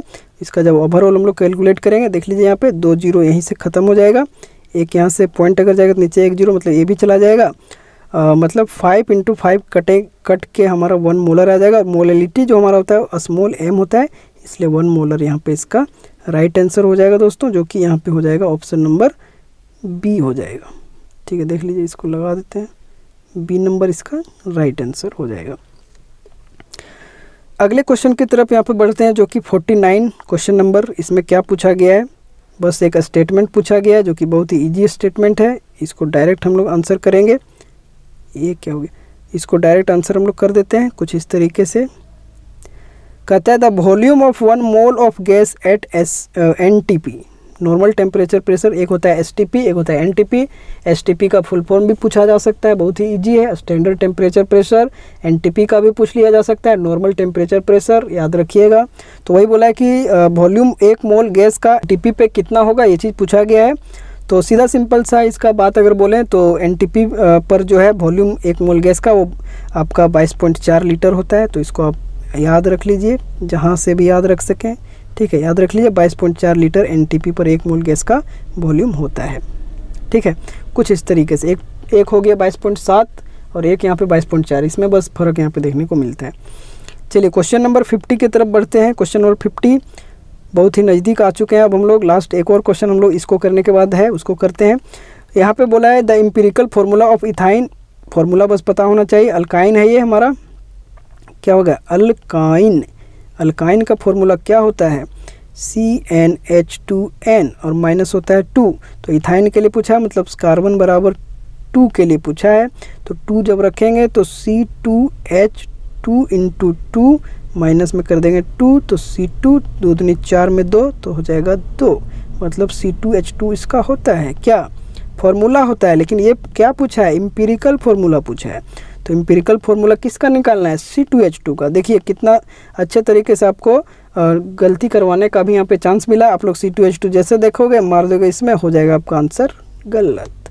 ठीक है, तो इसको ध्यान में मत रखिए। इम्पेरिकल फार्मूला पूछा है भाई, तो इम्पेरिकल फार्मूला अगर C2H2 का निकालेंगे तो C2 मतलब 2:2 में है। सिंपलेस्ट अगर देखें तो 1:1 आएगा, मतलब कार्बन 1 हाइड्रोजन 1, मतलब CH इसका जो है सिंपलेस्ट होल नंबर रेशियो में इसका इम्पेरिकल फार्मूला हो जाएगा, मतलब CH, जो कि ऑप्शन नंबर सी में यहाँ पे राइट आंसर ये हो जाएगा दोस्तों।